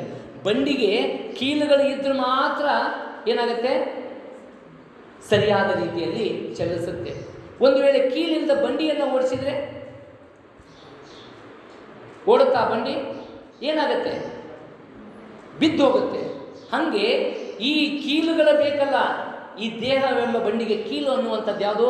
ನಿಮ್ಮ ಮೃಡ ಶರಣರ ನುಡಿಗಡನವೇ ಕಡೆಗೀಲು ಕಾಣ ರಾಮನಾಥ ಅಂತ ಹೇಳ್ತಾರೆ. ನಿಮ್ಮ ಮೃಡ ಶರಣರ ನುಡಿಗಡನವೇ ಕಡೆಗೀಲು ಕಾಣ ರಾಮನಾಥ. ಈ ಬದುಕಿನ ಬಂಡಿಗೆ ಕೀಲು ಏನಪ್ಪ ಅಂತಂದ್ರೆ ಜ್ಞಾನ, ಅಮೃತ ವಾಕ್ಯಗಳು, ಗುರುವಿನ ಮಾರ್ಗದರ್ಶನ, ಗುರುವಿನ ನೀತಿ ಬೋಧನೆ ಸರಿಯಾದ ರೀತಿಯಲ್ಲಿ ನಮಗೆ ಸಿಕ್ಕದ್ದೇ ಆದರೆ ಈ ದೇಹವೆಂಬ ಬಂಡಿಯ ಗಾಲಿಗಳು ಬೀಳೋದಿಲ್ಲ, ಉಳಿದು ಬೀಳಲಿಕ್ಕೆ ಸಾಧ್ಯನೇ ಇಲ್ಲ. ಹಾಗಾಗಿ ಈ ದೇಹವೆಂಬ ಬಂಡಿಯ ಗಾಲಿಗಳಿಗೆ ಕೀಲು ಯಾವುದಾಗಿರಬೇಕಂದ್ರೆ ಗುರುವಿನ ಸದ್ಬೋಧನೆ, ಗುರುವಿನ ಮಾರ್ಗದರ್ಶನ, ಗುರುವಿನ ಅಂತಃಕರಣ, ಗುರುವಿನ ಪ್ರೀತಿ, ಇವೆಲ್ಲವುಗಳು ಇದ್ದಾಗ ಮಾತ್ರ ಅಲ್ಲಿ ಶಿಕ್ಷಣ, ಆ ಜ್ಞಾನ ಏನಾಗುತ್ತೆ, ನಮ್ಮ ಬದುಕಿಗೆ ಉಪಯುಕ್ತವಾಗುತ್ತೆ. ಇಲ್ಲದೆ ಹೋದರೆ ನಾವಿವತ್ತು ಜ್ಞಾನ ಅನ್ನುವಂಥದ್ದು ಕೇವಲ ಒಂದು ಸರ್ಟಿಫಿಕೇಟ್ಗಾಗಿ ಪಡ್ಕೊಂಡು ಮಾಡಬಾರದ ಹೇಯ ಕೃತ್ಯಗಳನ್ನು ಮಾಡ್ತಾ ಇದ್ದೀವಿ. ಇವತ್ತು ಸಮಾಜದಲ್ಲಿ ನಡೆಯುವಂಥ ಒಂದಷ್ಟು ವಿಘಟನೆಗಳನ್ನು ನೋಡಿದಾಗ ಇದಕ್ಕೆ ಕಾರಣ ಆದವರು ಯಾರು ಅನ್ನುವಂಥದ್ದು ಒಂದು ಆಲೋಚನೆ ಮಾಡಿದಾಗ ಅಲ್ಲೆಲ್ಲರೂ ಕೂಡ ವಿದ್ಯಾವಂತರದೇ ಪಾತ್ರ ಭಾಳ ಇದೆ. ಇವಾಗ ದೇಶಗಳ ನಡುವೆ ಯುದ್ಧ ನಡೀತಾ ಇದೆ. ಅವ್ರು ಯಾರು ಸಾಮಾನ್ಯರ? ಅವ್ರು ಯಾರು ಅವಿದ್ಯಾವಂತರ? ಅವ್ರಿಗೇನು ತಿಳುವಳಿಕೆ ಇಲ್ವಾ? ಎಲ್ಲ ತಿಳುವಳಿಕೆ ಇದ್ದಂಥವರಿಂದಲೇ ಇಂತಹ ಹೇಯ ಕೃತ್ಯಗಳು ಆಗ್ತಾ ಇದ್ದಾವೆ. ಅದಕ್ಕೆ ಹೇಳ್ತಾರೆ ಸಾಕ್ಷರರು ವಿಪರೀತೇಶ್ಚ ರಾಕ್ಷಸೋ ಭವೇಯಂ ಅಂತ. ಸಾಕ್ಷರ ಅನ್ನುವಂಥ ಪದವನ್ನು ವಿಲೋಮ ಮಾಡಿ ನೋಡಿದಾಗ, ಆ ಸಾಕ್ಷರ ಅನ್ನುವಂಥ ಪದ ವಿಲೋಮ ಮಾಡಿದಾಗ ಏನಾಗತ್ತೆ ಹೇಳಿ? ಸಾಕ್ಷರ ರಾಕ್ಷಸ. ಯಾಕೆ ಹಿಂಗಾಗ್ತಾ ಇದೆ? ಸಾಕ್ಷರರಾದವರ ಜೊತೆಗೇನೆ ರಾಕ್ಷಸೀಯ ಗುಣಗಳು ಬೆಳೀತಾ ಇದ್ದಾವೆ. ಅಂದರೆ ಎಲ್ಲೋ ಒಂದು ಕಡೆ ಅವರಿಗೆ ಜ್ಞಾನ ಸರಿಯಾದ ರೀತಿಯಲ್ಲಿ ಜ್ಞಾನ ಕೊಡುವಂಥ ಗುರುಬೋಧೆ ಸರಿ ಆಗಿಲ್ಲ ಅಂತ ನಾವು ಭಾವಿಸ್ಕೋಬೇಕಾಗತ್ತೆ. ಯಾಕೆಂದರೆ ಇವತ್ತು ಶಿಕ್ಷಣದ ವ್ಯವಸ್ಥೆ ಬದಲಾಗಿದೆ. ಹಿಂದಿನ ಕಾಲದ ನಮ್ಮ ಭಾರತೀಯ ಗುರು ಪರಂಪರೆಯನ್ನು ನೋಡಿದಾಗ, ಅವಲೋಕನ ಮಾಡಿದಾಗ ನಮಗೆಲ್ಲ ನಾವು ಕಾಣ್ತಾ ಇದ್ದೀವಿ. ವೇದಗಳ ಕಾಲ, ಉಪನಿಷತ್ತುಗಳ ಕಾಲ, ಭಕ್ತಿ ಚಳುವಳಿಯ ಕಾಲ, ಹಾಗೆ ಇವತ್ತಿನ ಆಧುನಿಕ ಶಿಕ್ಷಣದ ಕಾಲಘಟ್ಟದಲ್ಲಿ ಸಾಕಷ್ಟು ಬದಲಾವಣೆಗಳನ್ನು ನೋಡ್ತಾ ಇದ್ದೀವಿ. ಬಹುಶಃ ಆಚಾರ್ಯರಲ್ಲೇ ಮೊದಲ ಗುರು ಯಾರಾಗ್ತಾ ಇದ್ದಾರೆ ಅಂದರೆ ವೇದವ್ಯಾಸರು ಅಂತ ಕರೀತಾರೆ. ವೇದವ್ಯಾಸರು. ನಾವು ಗುರುವಿನ ಬಗ್ಗೆ ಅವರ ಮಹಿಮೆಯನ್ನು ತಿಳ್ಕೊಳ್ಳೋಕ್ಕೆ ನಾವು ಗುರು ಪೂರ್ಣಿಮೆ ಅಂತ ತಿಳ್ಕೊಂಡು ಆಚರಣೆ ಮಾಡ್ತೀವಿ. ಈ ಜಗತ್ತಿಗೆ ನೀತಿ ಬೋಧನೆಯನ್ನು ಮಾಡಿ, ಅಧರ್ಮಗಳು ಹೆಚ್ಚಾದಾಗ ಅಲ್ಲಿ ಧರ್ಮದ ಸಂಸ್ಥಾಪನೆ ಆಗಲಿಕ್ಕೆ ಬಹಳಷ್ಟು ಶ್ರಮವನ್ನು ವಹಿಸಿರುವಂಥ ವ್ಯಾಸ ಮಹರ್ಷಿಗಳ ಬಗ್ಗೆ ನಾವೆಲ್ಲ ತಿಳ್ಕೊಂಡಿದ್ದೀವಿ. ನಮ್ಮ ಗುರು ಪರಂಪರೆ ಪ್ರಾರಂಭ ಆಗೋದೇ ಆಶ್ರಮದ ಮೂಲಕ. ಆಶ್ರಮದಲ್ಲಿ ಗುರು ಆದಂಥವ ಶಿಷ್ಯರಿಗೆ ಬೋಧನೆ ಮಾಡ್ತಾ ಇದ್ದ. ಯಾವ ರೀತಿ? ಶಿಷ್ಯ ಅಲ್ಲೇ ಬಂದು ಅಲ್ಲೇ ಸುಮಾರು ಅಂದರೆ ಅವನಿಗೆ ಪರಿಪೂರ್ಣ ಜ್ಞಾನ ಆಗುವವರೆಗೂ ಕೂಡ ಅವ ರಾಜನ ಮಗನೇ ಇರಲಿ, ಎಂಥ ಶ್ರೀಮಂತನ ಮಗನೇ ಇರಲಿ, ಎಂಥವರೇ ಇರಲಿ, ಅಲ್ಲೇನಾಗಿತ್ತು, ಗುರುಕುಲದಲ್ಲಿ ಶಿಕ್ಷಣವನ್ನು ಪಡ್ಕೋತಾ ಇದ್ರು. ಗುರುವಿನ ಆಶ್ರಯದಲ್ಲಿ, ಗುರುವಿನ ಪದತಲದಲ್ಲಿ ಇದ್ದುಕೊಂಡು ಶಿಕ್ಷಣವನ್ನು ಕಲಿಯುವಂಥ ವ್ಯವಸ್ಥೆ ಅಂದಿತ್ತು. ಇವತ್ತು ನಮಗೆ ವೇದವ್ಯಾಸರು ಕೊಟ್ಟಿರುವಂತಹ ವೇದಗಳಿರ್ಬೋದು, ಆ ವೇದಗಳ ಮೂಲಕ ನಾವು ಇವತ್ತು ನಮ್ಮ ಜ್ಞಾನ ಪರಂಪರೆ ಹೀಗೆ ಕಟ್ಟಿಕೊಂಡು ಬಂದಿದೆ ಅನ್ನುವಂಥದ್ದನ್ನು ನೋಡ್ತೀವಿ. ನಮಗೆ ಮಹಾಭಾರತವನ್ನು ನಿರ್ಮಾಣ ಮಾಡಿಕೊಟ್ಟರು ವೇದವ್ಯಾಸರು. ಆ ಮಹಾಭಾರತದ ನಿರ್ಮಾಣದ ಮೂಲಕ ನಮಗೆ ಇಲ್ಲಿ ಕೌರವರು ಪಾಂಡವರು ಅನ್ನುವಂಥ ಒಂದು ವಿಚಾರವನ್ನು ತಿಳಿಸ್ತಾರೆ. ಕೌರವರು ಅಂದರೆ ನಮ್ಮಲ್ಲಿರುವಂಥ ನೆಗೆಟಿವ್ ಥಾಟ್ಸ್, ನಕಾರಾತ್ಮಕ ಭಾವಗಳು. ಪಾಂಡವರು ಅಂದಾಗ ಸಕಾರಾತ್ಮಕ ಭಾವನೆಗಳು ಅನ್ನುವಂಥ ನಿಟ್ಟಿನಲ್ಲಿ ವೇದವ್ಯಾಸರು ನಮಗೆ ಮಹಾಭಾರತದಲ್ಲಿ ವಿಚಾರಗಳನ್ನು ಕಟ್ಟಿಕೊಟ್ಟರು. ಯಾಕೆಂದರೆ ನಮ್ಮ ಯತ್ ಭಾವ ತತ್ ಭವತಿ ಅಂತ ಹೇಳ್ತಾರೆ. ನಮ್ಮ ದೃಷ್ಟಿ ಹೇಗಿರ್ತೈತಿ ಹಾಗೆ ಸೃಷ್ಟಿ ಕಾಣಲಿಕ್ಕೆ ಸಾಧ್ಯ ಇದೆ. ದೃಷ್ಟಿಯಂತೆ ಸೃಷ್ಟಿ ಅಂತ ಹೇಳ್ತೀವಿ. ಇಲ್ಲಿ ಕೌರವರು ಮತ್ತು ಪಾಂಡವರ ವಿಚಾರಗಳನ್ನು ತಿಳ್ಕೊಂಡು ನಮಗೆ ಮಹಾಭಾರತದಲ್ಲಿ ಹೇಳಿರುವಂಥದ್ದೇನು? ಅಧರ್ಮ ಹೆಚ್ಚಾದಾಗ ಧರ್ಮ ಸ್ಥಾಪನೆಗಾಗಿ ಶ್ರೀಕೃಷ್ಣ ಪರಮಾತ್ಮ ಉದಯ ಆಗಿ ಇಲ್ಲಿ ಧರ್ಮವನ್ನು ಸ್ಥಾಪನೆ ಮಾಡಿದ ಅಂತ ಹೇಳ್ತೀವಿ. ಕೌರವರನ್ನು ನಕಾರಾತ್ಮಕವಾಗಿ ಚಿಂತನೆ ಮಾಡುವಂಥವರನ್ನು ನಾವು ಪರಿಗಣನೆ ಮಾಡಿದರೆ, ಪಾಂಡವರನ್ನು ಸಕಾರಾತ್ಮಕವಾಗಿ ಚಿಂತನೆ ಮಾಡುವರು ಅಂತ ಹೇಳ್ತೀವಿ. ಬಹುಶಃ ಈ ಕೌರವರು ಪಾಂಡವರು ಬಾಲ್ಯದಲ್ಲಿದ್ದಾಗ ದ್ರೋಣಾಚಾರ್ಯರು ಅಂತ ದೊಡ್ಡ ಗುರುವಿನ ಬಳಿ ಶಿಕ್ಷಣವನ್ನು ಪಡ್ಕೊತಾ ಇದ್ದಾರೆ. ಪಡ್ಕೊಳ್ಳುವಂಥ ಸಂದರ್ಭದಲ್ಲಿ ಒಮ್ಮೆ ಒಂದು ಟಾಸ್ಕ್ ಕೊಡ್ತಾರೆ ದ್ರೋಣಾಚಾರ್ಯರು ಧರ್ಮರಾಯನಿಗೂ ಮತ್ತು ದುರ್ಯೋಧನನಿಗೂ. ಧರ್ಮರಾಯ, ನೀನು ಈ ಲೋಕದಲ್ಲಿರುವಂಥ ಕೆಟ್ಟವರ ಪಟ್ಟಿ ಮಾಡ್ಕೊಂಡು ಬಾ ಅಂತ ತಿಳ್ಕೊಂಡು ಧರ್ಮರಾಯರಿಗೆ ಹೇಳ್ತಾರೆ. ಈ ಲೋಕದಲ್ಲಿರುವಂಥ ಕೆಟ್ಟವರು ಎಷ್ಟು ಜನ ಅದರ ಅವರು ಪಟ್ಟಿ ಮಾಡ್ಕೊಂಬ ಅಂತ ಹೇಳಿದರೆ, ದುರ್ಯೋಧನಿಗೆ ಹೇಳ್ತಾರೆ, ನೀನು ಈ ಲೋಕದಲ್ಲಿರುವಂಥ ಒಳ್ಳೆಯವರ ಪಟ್ಟಿ ಮಾಡ್ಕೊಂಬಾ ಅಂತ ತಿಳ್ಕೊಂಡು ಯಾರಿಗೆ? ದುರ್ಯೋಧನಿಗೆ ಹೇಳ್ತಾರೆ. ದುರ್ಯೋಧನಿಗೆ ಹೇಳ್ತಾರೆ. ಇಬ್ಬರು ಹೋಗ್ತಾರೆ. ಒಂದಷ್ಟು ಸಮಯ ತಗೊಂಡು ಸುತ್ತಾಡಿ ಬಂದು ದ್ರೋಣಾಚಾರ್ಯರಿಗೆ ತಮ್ಮ ಲಿಸ್ಟನ್ನು ಕೊಡ್ತಾರೆ. ಲಿಸ್ಟನ್ನು ಕೊಟ್ಟಾಗ ಧರ್ಮರಾಯನ ಪಟ್ಟಿಯಲ್ಲಿ ಒಬ್ಬರೂ ಕೂಡ ಅವನ ದೃಷ್ಟಿಯಲ್ಲಿ ಕೆಟ್ಟವ್ರು ಯಾರೂ ಇಲ್ಲ ಅಂತ ಲಿಸ್ಟ್ ತೊಗೊಂಬಂದ. ಈ ಕಡೆ ದುರ್ಯೋಧನನಿಗೆ ನಿನಗೆ ಕಣ್ಣಿ ಕಾಣುವಂಥ ಒಳ್ಳೆಯವ್ರ ಪಟ್ಟಿ ತೊಗೊಂಬ ಅಂತಂದ್ರೆ ಯಾರ್ದು ಇಲ್ಲ, ಪಟ್ಟಿ ಖಾಲಿನ ಐತಿ. ಅದ್ರಾಗ ಒಬ್ಬರ ಹೆಸರು ಮಾತ್ರ ಐತಿ, ಅದು ತನ್ನ ಮಾಮ ಶಕುನಿ ಮಾಮ. ಅವನೊಂದ ಲಿಸ್ಟ್ನಾಗ ಐತಿ. ಉಳಿದವರೆಲ್ಲರೂ ಕೆಟ್ಟವರು ಇವನ ದೃಷ್ಟಿಯಾಗ. ಇವನ ದೃಷ್ಟಿಯಾಗ ಯಾರೂ ಕೆಟ್ಟವರಿಲ್ಲ. ಆಗ ದ್ರೋಣಾಚಾರ್ಯರು ವಿಚಾರ ಮಾಡ್ತಾರೆ, ಧರ್ಮರಾಯ ಏನಪ್ಪ ನೀನು ಕೆಟ್ಟವ್ರ ಲಿಸ್ಟ್ ಮಾಡ್ಕೊಂಬ ಅಂತೀನಿ, ನಿನ್ನ ಪಟ್ಟಿ ಖಾಲಿ ಐತಲ್ಲ, ನಿನ್ನ ದೃಷ್ಟಿಯಲ್ಲಿ ಯಾರೂ ಕೆಟ್ಟವರಿಲ್ಲ ಅಂತ ಕೇಳಿದಾಗ ಧರ್ಮರಾಯ ಹೇಳ್ತಾನೆ, ಭಗವಂತ ಗುರು, ನನ್ನ ದೃಷ್ಟಿಯಲ್ಲಿ ಯಾರೂ ಕೆಟ್ಟವರಿಲ್ಲ, ಎಲ್ಲರೂ ಒಳ್ಳೆಯವರೇ ಇದ್ದಾರೆ. ನಾನು ನೋಡುವಂಥ ದೃಷ್ಟಿ ಎಲ್ಲರಲ್ಲಿಯೂ ಒಳ್ಳೆಯದಿದೆ ಅನ್ನುವಂಥದ್ದಕ್ಕಂತೂ ಹೊರತು ಯಾರಲ್ಲಿ ಕೆಟ್ಟ ಗುಣ ಇದೆ ಅನ್ನುವಂಥದ್ದು ನನಗೆ ಕಾಣಲಿಲ್ಲ. ಆಗ ಮತ್ತೆ ಪ್ರಶ್ನೆಯನ್ನು ದುರ್ಯೋಧನನಿಗೆ ಮಾಡಿದಾಗ, ದುರ್ಯೋಧನ ನಿನ್ನ ದೃಷ್ಟಿಯಲ್ಲಿ ಯಾರೂ ಒಳ್ಳೆಯವರಿಲ್ಲ ಅಂದಾಗ, ಇಲ್ಲ ಗುರುವರೇ, ಈ ಜಗತ್ತಿನಲ್ಲಿರುವಂಥ ಎಲ್ಲರೂ ಕೂಡ ಮೋಸಗಾರರೇ ಇದ್ದಾರೆ, ಸುಳ್ಳ್ರೇ ಇದ್ದಾರೆ, ನಯವಂಚಕರಿದ್ದಾರೆ. ನನ್ನ ದೃಷ್ಟಿಯಲ್ಲಿ ಯಾರೂ ಕೂಡ ಒಳ್ಳೆಯವರಿಲ್ಲ. ನಮ್ಮ ಶಕುನಿ ಮಾಮ ಒಬ್ಬವನೇ ನನಗೆ ಒಳ್ಳೆಯವ ಅಂತ. ಹೇಗಿದೆ ನೋಡಿ, ಇವತ್ತು ನಮ್ಮ ಆಲೋಚನೆಗಳು ಹೆಂಗಿರ್ತಾವಲ್ಲ ಹಾಗೆ ವಿಚಾರಗಳು ಬರ್ತಾವೆ. ನೀವು ಒಳ್ಳೆಯ ರೀತಿಯ ಆಲೋಚನೆಗಳನ್ನು ಮಾಡಿರಿ, ಒಳ್ಳೆಯ ವಿಚಾರಗಳೇ ಬರ್ತವೆ. ಕೆಟ್ಟ ಆಲೋಚನೆಗಳನ್ನು ಮಾಡ್ತಾ ಹೋಗ್ರಿ, ಕೆಟ್ಟ ಆಲೋಚನೆಗಳೇ ಬರ್ತವೆ. ಯಾಕೆಂದರೆ ಇದು ಹೆಂಗಪ್ಪ ಅಂತಂದರೆ, ಈಗೆಲ್ಲ ನಾವೆಲ್ಲ ಬ್ಯಾಂಕಿನಲ್ಲಿ ವ್ಯವಹಾರ ಮಾಡ್ತೀವಿ. ಬ್ಯಾಂಕಿನಾಗ ವ್ಯವಹಾರ ಮಾಡೋದ್ರೆ ನಾವು ಬ್ಯಾಂಕಿನಾಗ 3 ರೀತಿ ವ್ಯವಹಾರ ಮಾಡ್ತೀವಿ ಕ್ಯಾಶ್ಲೆಸ್ ಆಗಿ. ಒಂದು ಡೆಬಿಟ್ ಕಾರ್ಡ್, ಇನ್ನೊಂದು ಕ್ರೆಡಿಟ್ ಕಾರ್ಡ್. ಡೆಬಿಟ್ ಕಾರ್ಡ್ ಅನ್ನುವಂಥದ್ದು ಏನ್ರಿ, ಅದು ನಾವಲ್ಲೇ ನಮ್ಮದೇ ಹಣವನ್ನು ಡಿಪಾಸಿಟ್ ಮಾಡಿರ್ತೀವಿ. ಡಿಪಾಸಿಟ್ ಮಾಡಿದ್ದನ್ನು ನಾವೇನು ಮಾಡ್ತೀವಿ, ವಿಡ್ರಾ ಮಾಡ್ಕೊಳ್ತೀವಿ. ಹೌದಲ್ರಿ? ಇದು ಹಾಗೆ ಜೀವನ.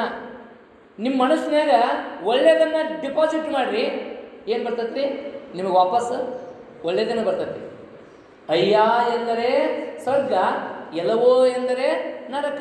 ನೀವು ಅಯ್ಯ ದೇವರೇ ಬಂಧುವೇ ಅಂತ ತಿಳ್ಕೊಂಡು ಮೃದುವಾಗಿ ಮಾತಾಡ್ರಿ, ಅವರಿಂದನೂ ಅಷ್ಟೇ ಮೃದುವಾಗಿ ಅಷ್ಟೇ ಪ್ರೀತಿಪೂರ್ವಕ ಮಾತುಗಳು ನಮಗೆ ಬರ್ತಾವೆ.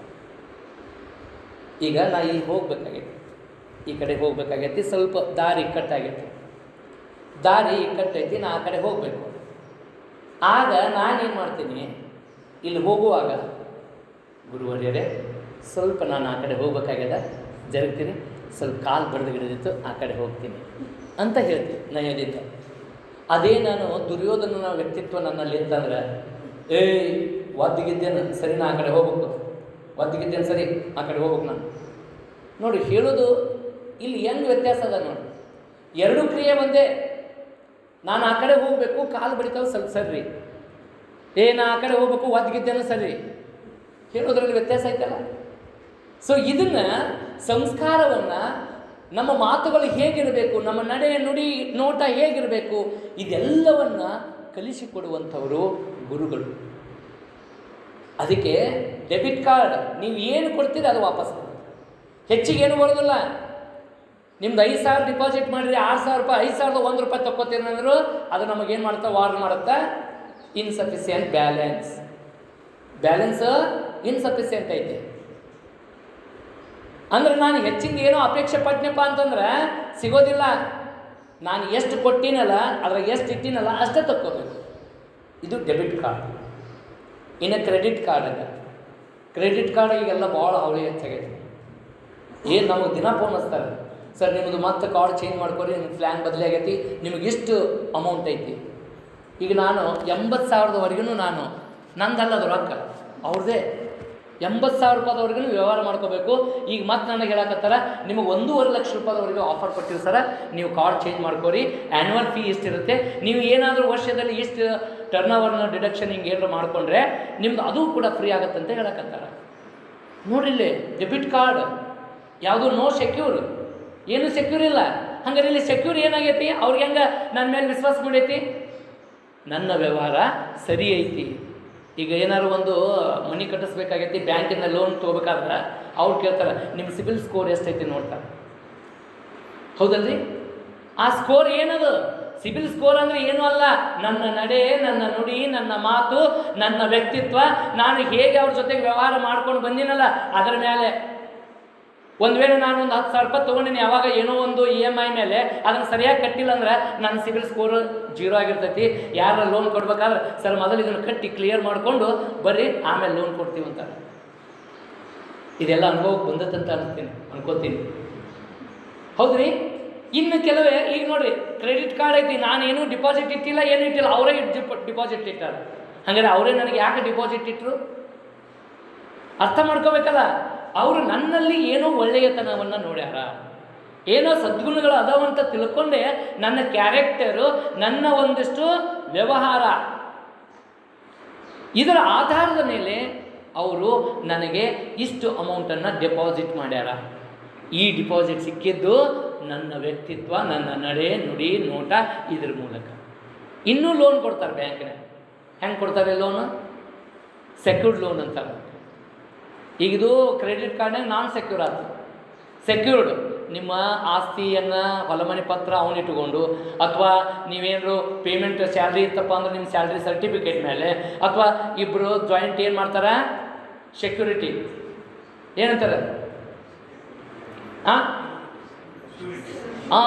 ಎಸ್ ಸರ್, ಹೌದ್ರಿ, ಭದ್ರತೆಗೆ ಇಬ್ಬರು ಅಥವಾ 4 ಜನದ ಭದ್ರತೆ ಕೊಟ್ಟು ಜಾಮೀನ್ದಾರು ಅಂತ ಕರಿತೀವಿ ನಾವು. ಹಂಗೆ ಸಾಲ ಕೊಡ್ತಾರೆ. ಹಾಗೆ ಜೀವನದಲ್ಲಿ ನಮಗೆ ಭದ್ರತೆ ಕೊಡುವಂಥವರು ಯಾರು? ಗುರು. ಈ ಗುರು ಅನ್ನುವಂಥವ ನಮ್ಮ ಜೀವನಕ್ಕೆ ಭದ್ರತೆಯನ್ನು ಕೊಟ್ಟಿರ್ತಾನೆ.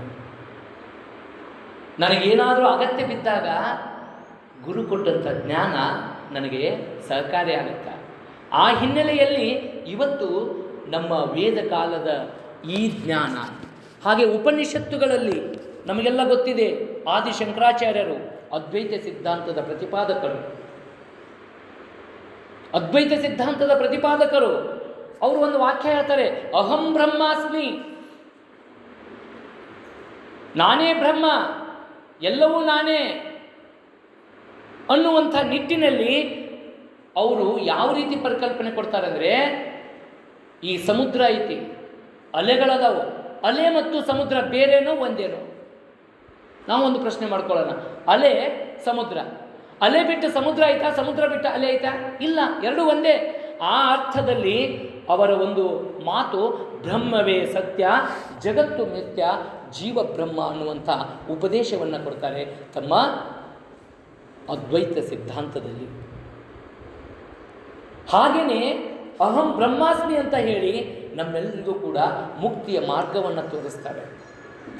ಇವರು ಕೂಡ ಆದಿಶಂಕರಾಚಾರ್ಯರು ಉಪನಿಷತ್ತಿನ ಕಾಲದಲ್ಲಿ ಬಹುದೊಡ್ಡದಾದಂಥ ಗುರುವರ್ಯರಾಗಿ ತಮ್ಮದೇ ಆದಂಥ ಕರ್ತೃತ್ವ ಶಕ್ತಿಯಿಂದ ಈ ಭಾರತೀಯ ಗುರು ಪರಂಪರೆಗೆ ಒಂದು ಬಹುದೊಡ್ಡದಾದಂಥ ಕೊಡುಗೆಯನ್ನು ನೀಡಿದ್ದಾರೆ. ಮೊದಲು ಕೊಡುಗೆ ನೀಡಿದವರು ವೇದವ್ಯಾಸರು, ನಂತರದಲ್ಲಿ ಆದಿಶಂಕರಾಚಾರ್ಯರು ತಮ್ಮ ಅದ್ವೈತ ಸಿದ್ಧಾಂತದ ಮೂಲಕ ನಮ್ಮೆಲ್ಲರಿಗೂ ಕೂಡ ಮುಕ್ತಿಯ ಮಾರ್ಗವನ್ನು ಕೊಟ್ಟಿದ್ದಾರೆ. ಹಾಗೆ ಅಜ್ಞಾನದಿಂದ ನಾವು ಯಾವ ರೀತಿಯಾಗಿ ಜ್ಞಾನವನ್ನು ಪಡ್ಕೊಂಡು ಈ ಜೀವನದಲ್ಲಿ ಮುಕ್ತಿಯನ್ನು ಪಡ್ಕೋಬಹುದು, ಈ ಜೀವನದಲ್ಲಿ ಬರುವಂಥ ಸಂಕಷ್ಟಗಳಿಗೆ ಪರಿಹಾರವನ್ನು ಕಂಡ್ಕೋಬಹುದು ಅನ್ನುವಂಥದ್ದನ್ನು ಹೇಳಿ, ಆತ್ಮಜ್ಞಾನ ಪಡೆದರೆ ಮೋಕ್ಷ ಸಿಗುತ್ತದೆ ಅನ್ನುವಂಥ ಸತ್ಯವನ್ನು ಅವರು ಪ್ರತಿಪಾದನೆ ಮಾಡ್ತಾರೆ. ಮುಂದೆ ಭಕ್ತಿ ಚಳವಳಿ ಅನ್ನುವಂಥ ಒಂದಷ್ಟು ಸಮಯದಲ್ಲಿ ನಮ್ಮ ಮತ್ತೆ ಗುರು ಪರಂಪರೆಗೆ ತನ್ನದೇ ಆದಂಥ ಕೊಡುಗೆ ಸಿಗುತ್ತೆ. ಬಹುಶಃ ನಾವು ರಾಮಾನುಜಾಚಾರ್ಯರು ವಿಶಿಷ್ಟಾದ್ವೈತವನ್ನು ನೀಡಿದಂಥವ್ರು, ವಿಶಿಷ್ಟಾದ್ವೈತದ ತತ್ವದ ಪ್ರತಿಪಾದಕರಾಗಿ ನಾವು ಯಾವ ರೀತಿಯಾಗಿ ಮುಕ್ತಿಯನ್ನು ಪಡ್ಕೋಬೋದು ಅನ್ನುವಂಥದ್ದನ್ನು, ಜೀವ ಮತ್ತು ಜಗತ್ತಿನ ಬ್ರಹ್ಮಗಳು ಭಾಗ ಆಗಿದ್ದರೂ ಕೂಡ ಜೀವ ಬ್ರಹ್ಮನಿಗೆ ಸಂಪೂರ್ಣವಾಗಿ ಅವಲಂಬಿತವಾಗಿದ್ದು, ಹಾಗಾಗಿ ದೇಹ ಮತ್ತು ಆತ್ಮ, ನಮ್ಮ ದೇಹದಲ್ಲಿ ಹಲವಾರು ಅಂಗಗಳಿದ್ದಾವೆ. ಈ ಹಲವಾರು ಅಂಗಗಳಿದ್ದರೂ ಕೂಡ ನಮ್ಮ ಮುಕ್ತಿಗೆ ಮಾರ್ಗ ನೀಡುವಂಥದ್ದು ಭಕ್ತಿ, ಪ್ರೀತಿ ಕಾರಣ ಅಂತ ರಾಮಾನುಜಾಚಾರ್ಯ ಹೇಳಿದರು. ನಾವು ಭಕ್ತಿಯಿಂದ, ಪ್ರೀತಿಯಿಂದ ದೇವರನ್ನು ಕಂಡು, ಯಾಕೆಂದರೆ ಈ ದೇಹದಲ್ಲಿ ಅನೇಕ ಭಾಗಗಳಿದ್ದಾವೆ, ಹಾಗಾಗಿ ದೇವರಲ್ಲಿ ಸಂಪೂರ್ಣ ಶರಣಾಗತಿಯ ಮೂಲಕ ಅವರು ಹೇಳ್ತಾರೆ, ವಿಶಿಷ್ಟ ಅದ್ವೈತದ ಮೂಲಕ ನಾವು ಭಕ್ತಿ ಪ್ರೀತಿಯಿಂದ ನಾವು ಮುಕ್ತಿಯನ್ನು ಪಡ್ಕೋಬೋದು ಅನ್ನುವಂಥ ಉಪದೇಶವನ್ನು ಕೊಡ್ತಾರೆ ನಮ್ಮ ಭಾರತೀಯ ಗುರು ಪರಂಪರೆಯಲ್ಲಿ. ಹಾಗೆ ಮುಂದೆ ಮಧ್ವಾಚಾರ್ಯರು ಅನ್ನುವಂಥವರು, ಈ ಮಧ್ವಾಚಾರ್ಯರು ದ್ವೈತ ಸಿದ್ಧಾಂತದ ಪ್ರತಿಪಾದಕರಾಗಿ, ಅವರು ಶಂಕರಾಚಾರ್ಯರು ಎರಡಲ್ಲ ಒಂದೇ ಅಂತ ಹೇಳಿದರು. ಇಲ್ಲಿ ರಾಮಾನುಜಾಚಾರ್ಯರು ವಿಶಿಷ್ಟವಾಗಿ ಭಕ್ತಿ ಮತ್ತು ಪ್ರೀತಿಯಿಂದ ಮುಕ್ತಿಯನ್ನು ಪಡ್ಕೋಬೋದು ಅನ್ನುವಂಥ ವಿಶಿಷ್ಟಾದ್ವೈತದ ಮೂಲಕ ನಮಗೆ ಜ್ಞಾನವನ್ನು ತಿಳಿಸಿದರೆ, ಅದೇ ರೀತಿ ಮಧ್ವಾಚಾರ್ಯರು ಹೇಳ್ತಾರೆ ನಮಗೆ, ಇವರು ಆತ್ಮ ಮತ್ತು ಪರಮಾತ್ಮ ಬೇರೆ ಬೇರೆ, ಆತ್ಮ ಬೇರೆ ಪರಮಾತ್ಮ ಬೇರೆ ಬೇರೆ ಅನ್ನುವಂಥ ತತ್ವವನ್ನು ಪರಿಪಾಲನೆ ಮಾಡಿಕೊಂಡು ಆಗ ನಮಗೆ ಪಂಚ ಭೇದಗಳ ಬಗ್ಗೆ ನಮಗೆ ಅರಿವನ್ನು ಕೊಡ್ತಾರೆ. ಜೀವ ಪರಮಾತ್ಮ ಭೇದ, ಜೀವ ಭೇದ, ಜಡಭೇದ, ಪರಮಾತ್ಮ ಭೇದ, ಜಡಭೇದ ಅಂತ ತಿಳ್ಕೊಂಡು ಅವರು ದೇವರ ಮೇಲಿನ ಶ್ರದ್ಧೆ, ಧರ್ಮದ ಆಚರಣೆಯ ಮೂಲಕ ನಾವು ಮುಕ್ತಿಯನ್ನು ಪಡ್ಕೋಬೋದು ಅನ್ನುವಂಥ ಪ್ರತಿಪಾದನೆಯನ್ನು ಮಾಡ್ತಾರೆ. ಅಂದರೆ ಮಾಲೀಕ ಮತ್ತು ಸೇವಕ ಇವನ ಉದಾಹರಣೆಯನ್ನು ಕೊಟ್ಟು, ಇಬ್ಬರು ಬೇರೆ ಆದರೂ ಕೂಡ ಅವರಿಬ್ಬರ ನಡುವೆ ಸಂಬಂಧ ಇದೆ. ಇವತ್ತು ಮಾಲೀಕನೂ ಬೇಕು, ಸೇವಕನೂ ಬೇಕು. ಸೇವಕನೇ ಇರದೇ ಇದ್ದರೆ ಮಾಲೀಕ ಬದುಕೋಕ್ಕಾಗೋದಿಲ್ಲ, ಮಾಲೀಕ ಇರದೇ ಇದ್ದರೆ ಸೇವಕ ಬದುಕಲಿಕ್ಕಾಗ್ತಾ ಇಲ್ಲ. ಹಾಗಾಗಿ ಆತ್ಮ, ಜೀವಾತ್ಮ, ಪರಮಾತ್ಮ ಇವೆರಡೂ ಬೇರೆ ಅದಾವು, ಆದರೆ ಅವೆರಡರ ಇಂದ ನಾವು ಮುಕ್ತಿಯನ್ನು ಪಡ್ಕೋಬೋದು ಅನ್ನುವಂಥ ಮಾತನ್ನು ನಮ್ಮ ಗುರು ಪರಂಪರೆಯಲ್ಲಿ ಹೇಳ್ಕೊಡ್ತಾ ಬರ್ತಾರೆ. ಹಾಗೆ ಮುಂದುವರೆದು 12ನೇ ಶತಮಾನದಲ್ಲಿ ಬಸವಾದಿ ಶಿವಶರಣರು ಬಹಳ ದೊಡ್ಡದಾದಂಥ ಕ್ರಾಂತಿಯನ್ನೇ ಮಾಡ್ತಾರೆ. ಅಲ್ಲಮ ಪ್ರಭುಗಳಾಗಿರ್ಬೋದು, ಅಕ್ಕ ಮಹಾದೇವಿ ಆಗಿರ್ಬೋದು, ಅಲ್ಲಿ ಅಂಬಿಗರ ಚೌಡಯ್ಯ, ದೇವರ ದಾಸಿಮಯ್ಯ, ಹಲವಾರು ಶರಣರು ಅನೇಕ ವಚನಗಳ ಮೂಲಕ ನಮಗೆ ಜ್ಞಾನ ಹೇಗಿರಬೇಕು, ಸಮಾನತೆ, ಲಿಂಗಭೇದ, ಜಾತಿಭೇದ ಇವೆಲ್ಲವುಗಳ ಆಚೆ ಮನುಷ್ಯತ್ವರಾಗಿ ಮನುಷ್ಯ ತಾನೊಂದೇ ಒಲಂ ಅನ್ನುವಂತೆ ಪಂಪನ ಮಾತಿನಂತೆ ನಮ್ಮೆಲ್ಲರಿಗೂ ಕೂಡ ಸಾಮಾಜಿಕ ಸಮಾನತೆ, ಆರ್ಥಿಕ ಸಮಾನತೆ, ಹೌದಾ, ಲಿಂಗ ಸಮಾನತೆ ಇವೆಲ್ಲವುಗಳ ಮೂಲಕ ನಾವೆಲ್ಲರೂ ಕೂಡ ಚೆನ್ನಾಗಿ ಬದುಕಬೇಕು ಅನ್ನುವಂಥ ಜ್ಞಾನವನ್ನು ಕಟ್ಟಿಕೊಡ್ತಾರೆ. ಆದರೆ ಇವತ್ತು ಅಲ್ಲಮ ಪ್ರಭುಗಳು ಹೇಳ್ತಾರೆ, ಹಿಂದಿನ ಶಿಕ್ಷಣ ಇವತ್ತಿನ ಶಿಕ್ಷಣ ಏನೇನು ಬದಲಾವಣೆ ಆಗೈತಿ ಅನ್ನುವಂಥದ್ದನ್ನು ನಾವು ನೋಡ್ತಾ ಬಂದಾಗ ಹೇಳ್ತಾರೆ, ಕೃತಯುಗದಿ ಶ್ರೀ ಗುರು ಶಿಷ್ಯಂಗೆ ಬಡಿದು ಬುದ್ಧಿ ಕಲಿಸಿಗಡೆ ಆಗಲಿ ಮಹಾಪ್ರಸಾದವೆಂದನಯ್ಯ. ಕೃತಯುಗದಿ ಶ್ರೀ ಗುರು ಶಿಷ್ಯಂಗೆ ಬಡಿದು ಬುದ್ಧಿ ಕಲಿಸಿದಡೆ ಆಗಲಿ ಮಹಾಪ್ರಸಾದವೆಂದನಯ್ಯ. ತ್ರೇತಾಯುಗದಲ್ಲಿ ಶ್ರೀ ಗುರು ಶಿಷ್ಯಂಗೆ ಬೈದು ಬುದ್ಧಿ ಕಲಿಸಿದಡೆ ಆಗಲಿ ಮಹಾಪ್ರಸಾದವೆಂದನಯ್ಯ. ದ್ವಾಪರ ಯುಗದಲ್ಲಿ ಶ್ರೀ ಗುರು ಶಿಷ್ಯಂಗೆ ಜಂಕಿಸಿ ಬುದ್ಧಿ ಕಲಿಸಿದೊಡೆ ಆಗಲಿ ಮಹಾಪ್ರಸಾದವೆಂದನಯ್ಯ. ಕಲಿಯುಗದಲ್ಲಿ ಶ್ರೀ ಗುರು ಶಿಷ್ಯಂಗೆ ವಂದಿಸಿ ನಮಿಸಿ ಕಲಿಸಿದೊಡೆ ಆಗಲಿ ಮಹಾಪ್ರಸಾದವೆಂದನಯ್ಯ. ಗುಹೇಶ್ವರ, ನಿಮ್ಮ ಕಟ್ಟಳೆಯ ಕಲಿತನಕ್ಕೆ ನಾನು ಬೆರಗಾದನಯ್ಯ ಅಂತ ಅದ್ಭುತವಾಗಿ 12ನೇ ಶತಮಾನದಲ್ಲಿ ಯಾವ ರೀತಿಯಾಗಿ ನಮ್ಮ ಶಿಕ್ಷಣದ ವ್ಯವಸ್ಥೆ, ಭಾರತೀಯ ಗುರು ಪರಂಪರೆಯಲ್ಲಿ ಶಿಕ್ಷಣ ವ್ಯವಸ್ಥೆ ಇತ್ತು ಅಂತ. ಕೃತಯುಗದಲ್ಲಿ ಶ್ರೀ ಗುರು ಶಿಷ್ಯಂಗೆ ಬಡಿದು ಬುದ್ಧಿ ಕಲಿಸಿದ್ರೆ ಯಾರು ಏನು ಅಂತಿದ್ದಿಲ್ಲ. ಬಡಿಯೋದು ಎದಕ್ಕೆ? ನಮ್ಮನ್ನು ಈಗ ನೋಡಿ, ಒಂದು ಕಬ್ಬಿಣನ ಕಾಸಿದ ಮೇಲೇ ಅದಕ್ಕೆ ಬಡ್ತಾ ತಿಂದಾಗಲೇ ಅದು ನಮಗೆ ಒಂದು ರೂಪವನ್ನು ಪಡ್ಕೊತೈತಿ.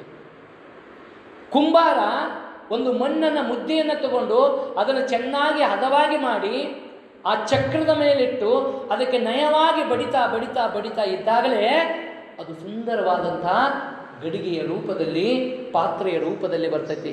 ಆದರೆ ಗಮನಿಸಬೇಕು, ಗುರು ಆದಂಥವ ಬಡಿತಾನಂದರೆ ಅದರ ಉದ್ದೇಶ ಆ ಮಗುವನ್ನು ಅಪಮಾನ ಮಾಡಬೇಕು, ಮಗುವಿಗೆ ಶಿಕ್ಷೆ ಕೊಡಬೇಕು ಅನ್ನುವಂಥದ್ದು ಎಳ್ಳಷ್ಟು ಇರೋದಿಲ್ಲ. ಆ ಮಗು ಪರಿವರ್ತನೆ ಆಗಬೇಕು. ತಪ್ಪಿದ್ದಾನೆ, ಆ ತಪ್ಪು ತಿದ್ದುಕೋಬೇಕು. ಅದಕ್ಕೆ ಗಿಡವಾಗಿ ಬಗ್ಗದ್ದು ಮರವಾಗಿ ಬಗ್ಗಿತ್ತೆ ಅಂತ ಹೇಳ್ತಾರೆ. ಗಿಡ ಇದ್ದಾಗ ನಾನು ನಮಗೆ ಹೆಂಗೆ ಬೆಳಿಬೇಕು ಅನ್ನುವಂಥದ್ದು ಆಲೋಚನೆ ಮಾಡಿ ನಾವು ಅದಕ್ಕೆ ನೇರವಾಗಿ ಬೆಳೀಲಿಕ್ಕೆ ಸಹಾಯ ಮಾಡಬೇಕು.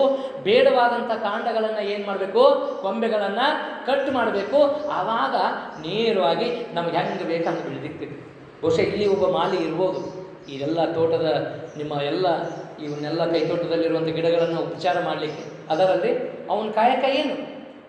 ಅವನ್ನೆಲ್ಲವನ್ನ ಸರಿಪಡಿಸೋದು, ಬೇಡವಾದದ್ದನ್ನು ತೆಗೆಯೋದು. ಆಚಾರ್ಯರ ಕಾಯಕ ಏನು? ನಾವು ಕೂಡ ಆ ರೀತಿಯೇ, ನಾವು ತೋಟದ ಮಾಲಿ ಅವ ಆ ರೀತಿ ಕೆಲಸ ಮಾಡಿದರೆ ನಾವು ಮಕ್ಕಳನ್ನು ಈ ರೀತಿ ಅವರ ಮನ ಪರಿವರ್ತನೆಗಾಗಿ ನಾವು ಬಡಿದು ಬುದ್ಧಿ ಕಲಿಸ್ತೀವಿ. ಯಾಕಂದರೆ ನಮ್ಮ ಮಕ್ಕಳು ಇವತ್ತು ಕೆಲವರು ಬಡಿದಾಗ ತಿಳ್ಕೊತಾರೆ, ಕೆಲವರು ಬರೀ ಕಣ್ಣು ಕಿತ್ತು ಸಾಕು ಯಪ್ಪ ನಮ್ಮ ಸರ್ ಬೈತಾರಂತ ಒಂದು ಭಯ ಬರ್ತದೆ. ಕೆಲವರಿಗೆ ಬೈದ್ರೆ ಸಾಕು ತಿದ್ಕೋತಾರೆ. ಕೆಲವರು ಸೂಕ್ಷ್ಮವಾಗಿ ಹೇಳ್ರಿ, ಯಪ್ಪ ಹಂಗೆ ಮಾಡಬಾರ್ದು, ಮತ್ತೊಮ್ಮೆ ಒಟ್ಟ ಮಾಡೋದು. ಕೆಲವ್ರು ಹಾಕಪ್ಪ ಬಡ್ದಾಗನ ಅವ್ರು ಏನಕ್ಕಾರ ತಿತ್ತಾರೆ. ಹಂಗದಾವೆ ಎಲ್ಲ ನಮೂನಿ ವೆರೈಟಿ ಅದಾವೆ. ನಮ್ಮ ಮಕ್ಕಳು ಎಲ್ಲ ವೆರೈಟಿ ಅದಾವೆ. ಆದರೆ ಮೊದಲು ನಾವು ಮಕ್ಕಳನ್ನು ಶಾಂತವಾಗಿ ತಿದ್ದುವಂಥ ಕೆಲಸ ಮಾಡಬೇಕು. ಮನಸ್ಸಿಗೆ ಅವರಿಗೆ ಮನ ಮುಟ್ಟುವಂಗೆ ಮಾಂತ್ರಿಕ ನಾವು ಶಿಕ್ಷಕರು ಅಂದ್ರೆ ಮಾಂತ್ರಿಕರಿದ್ದಂಗೆ ಅವ್ರಿಗೆ ಹೆಂಗೆ ಬೇಕು ಹಂಗೆ ಕುಣಿಸೋದು. ಹೆಂಗೆ ಕುಣಿಸೋದು? ಮೊದಲು ಮನಸ್ಸಿನಿಂದ ಅವ್ರ ಮನಸ್ಸನ್ನು ಗೆದ್ದು ಕುಣಿಸುವಂಥ. ಅದಕ್ಕೆ ಒಪ್ಪಲಿಲ್ಲ, ಸ್ವಲ್ಪ ಜಂಕಿಸಿ ಗದರಿಸಿ ಏಯ್ ಅಂತ ಅಂತಿರ್ತೀವಿ ನೋಡ್ರಿ, ಬಾಯಿ ಮಾಡ್ತಿರ್ತಾವೆ ಏಯ್ ಅಂತ. ಅವಾಗ ಸ್ವಲ್ಪ ಜಂಕಿಸಿ ಅವ್ರನ್ನ ಸುಮ್ಮ ಕುಡಿಸೋದು. ಅವ್ರು ಮತ್ತಷ್ಟು ಭಾಳ ಗದ್ದಲ ಮಾಡಕತ್ತಾರ, ಸ್ವಲ್ಪ ಬೈದು ಏಯ್ ಹಂಗೆ ಮಾಡಬಾರ್ದು ಅಂತ ಹೇಳ್ಕೊಂಡು ಒಂದಿಷ್ಟು ಬೈದ್ರೆ ಅವರು ಸುಮ್ಮನಾಗ್ತಾರೆ. ಇನ್ನೂ ಇವು ಮೂರಕ್ಕೂ ಬಗ್ದೆ ಹೋದರೆ ಹೌದಲ್ರಿ, ಅದೇನಂತಾರಲ್ಲ, ಚಡಿ ಛಮ್ ಛಮ್ ವಿದ್ಯಾ ಘಮ್ ಘಮ್ ಹಿಂಗೆಲ್ಲ ಇತ್ತು. ಈಗಿಲ್ಲ. ಏನರ ನಮ್ಮ ಮಕ್ಕಳಿಗೆ ಬಡಿದ್ವಿ ಅಂದ್ರೆ ಪೇರೆಂಟ್ಸ್ ಸೀದಾ ಕಂಪ್ಲೇಂಟ್ ತೊಗೊಂಡು ಮನೆಗೆ ಎಲ್ಲಿ ಬರ್ತಾರೆ. ಅದು ಆ ಮಕ್ಕಳು ಎದುರಿಗೆ ನಮ್ಮನ್ನು ಇಟ್ಕೊಂಡು ಏನ್ರಿ ನಮ್ಮ ಮಗನ ಹೆಂಗೆ ಬಡಿದ್ರಿ ಹಂಗೆ ಬಡಿದ್ರಿ ಅಂತ ತಿಳ್ಕೊಂಡು ಹಿಗ್ಗಾಮುಗ್ಗ ಬೈತಾರೆ ನಮ್ಮನ್ನು. ಆ ಮಗುವಿನ ಭಾವನೆಗಳಲ್ಲಿ ಏನಾಗ್ಬೋದು? ನಮ್ಮ ಒಂದು ಭಾರತೀಯ ಗುರು ಪರಂಪರೆಯಲ್ಲಿ ಗುರು ದೊಡ್ಡವ ಅಂತ ತಿಳ್ಕೊಂಡು ನಾವೆಲ್ಲ ಹೇಳ್ಕೊತಾ ಬಂದೀವಿ. ಇವತ್ತಿನ ಶಿಕ್ಷಣ ವ್ಯವಸ್ಥೆಯಲ್ಲಿ ನೋಡಿದಾಗ ಗುರು ಎಲ್ಲಿ ದೊಡ್ಡವಕ್ಕ? ಗುರುವೇ ನಮಃ, ತಸ್ಮೈ ಶ್ರೀ ಗುರುವೇ ನಮಃ ಅಂತ ಅಷ್ಟೊಂದು ಆಚಾರ್ಯ ಗೌರವ ಭಕ್ತಿ ಕೊಡುವಂಥ ಕಾಲದಲ್ಲಿ ಇವತ್ತು ಗುರುವೇ ನಮಃ ಅವೇನು ದೊಡ್ಡವ, ಅವೇನು ಮತ್ತಲ್ಲಿ ಹಂಗೆ ಪದ ಬಳಸ್ತಾರೆ, ಅವೇನು ಕಿಸ್ತಾನ. ಯಾಕೆ ಹಿಂಗೆ ವಿಚಾರಗಳು ಬರ್ತಾವು ಅಂದರೆ ಗುರುವಿನಿಂದ ಸರಿಯಾದ ರೀತಿಯಂಥ ಸನ್ಮಾರ್ಗ ಸಂಸ್ಕಾರ ನಾವು ಕಟ್ಟಿ ಕೊಡ್ತಾ ಇದ್ದರೂ ಇವತ್ತು ವ್ಯವಸ್ಥೆ ಏನಾಗ್ತಾ ಇದೆ, ಗುರುವಿನ ಬಗ್ಗೆ ನಿಂದನೆ ಮಾಡುವಂಥದ್ದು, ಗುರುವಿನ ಕರ್ತೃತ್ವ ಶಕ್ತಿಗೆ ಅವಮಾನ ಮಾಡುವಂಥದ್ದು, ಗುರುವೇನು ಮಹಾ ಅನ್ನುವಂಥ ಕಾಲಘಟ್ಟದಲ್ಲಿ ನಾವಿದ್ದೀವಿ. ಯಾಕಂದರೆ ಹಿಂದೆಲ್ಲ ನಮ್ಮ ಕಾಲ ಹೆಂಗಿತ್ತು ಏನಿತ್ತು ಅನ್ನುವಂಥದ್ದು ಯೋಚನೆ ಮಾಡಿದಾಗ ನಾವೆಲ್ಲ ಹಳ್ಳಿಯಲ್ಲೇ ಇದ್ದವರು, ಹಳ್ಳಿಯಲ್ಲೇ ಬೆಳೆದವರು, ಹಳ್ಳಿಯ ಪರಿಸರದಲ್ಲಿ ಇದ್ದುಕೊಂಡು ಹಳ್ಳಿಯ ಶಿಕ್ಷಣದಲ್ಲೇ ಇವತ್ತು ಎಷ್ಟೋ ಜ್ಞಾನವನ್ನು ಕಟ್ಟಿಕೊಂಡಿವಿ. ಹೌದಲ್ರಿ? ನಾವೆಲ್ಲ ಗ್ರಾಮಗಳಲ್ಲಿದ್ದವರು. ಇವತ್ತಿನ ನಮ್ಮ ಮಕ್ಕಳು ಎಂಥ ಗ್ರಾಮಗಳಲ್ಲಿದಾರ? ಇನ್ಸ್ಟಾಗ್ರಾಮ್ನಲ್ಲಿದ್ದಾರೆ ನಮ್ಮ ಮಕ್ಕಳು. ಇವತ್ತು ನಮ್ಮ ಮಕ್ಕಳು ಎಲ್ಲದಾರ? ಗ್ರಾಮಗಳಲ್ಲಿದ್ದರೂ ಕೂಡ ಇನ್ಸ್ಟಾಗ್ರಾಮ್ಗಳಲ್ಲಿದ್ದಾರೆ. ನಾವೆಲ್ಲ ಪುಸ್ತಕ ಓದ್ತಿದ್ವಿ. ಪುಸ್ತಕ ಓದುವಂಥ ಸಂಸ್ಕೃತಿ ಎಂಥದ್ದು? ಒಂದು ಪುಸ್ತಕ ತ್ವಮೇವ ಮಾತಾ ಚ ಪಿತಾ ತ್ವಮೇವ ವಿದ್ಯಾ ದ್ರವಿಣಂ ತ್ವಮೇವ ಸರ್ವಂ ಮಮ ದೇವ ಅಂತ ಹೇಳ್ತಾರೆ. ಒಂದು ಪುಸ್ತಕ ತಂದೆಯಾಗಿ, ತಾಯಿಯಾಗಿ, ಬಂಧುವಾಗಿ, ಬಳಗವಾಗಿ, ಗುರುವಾಗಿ ನನಗೆ ಅನೇಕ ಜ್ಞಾನವನ್ನು ಕೊಡುವಂಥ ಇವತ್ತು ಪುಸ್ತಕ ನಾವಿವತ್ತು ಬುಕ್ ಅಂತೀವಿ. ಹಿಂದಿನವರು ಪುಸ್ತಕದ ಹುಳುವಾಗಿ ಪುಸ್ತಕದಲ್ಲಿರುವಂಥ ಜ್ಞಾನವನ್ನು ಮಸ್ತಕಕ್ಕೆ ತೆಗೆದುಕೊಂಡು ತಮ್ಮ ಬದುಕಿನಲ್ಲಿ ಉಪಯೋಗ ಮಾಡ್ಕೋತಾ ಇದ್ದರು. ಇವತ್ತು ಏನಾಗಿದೆ?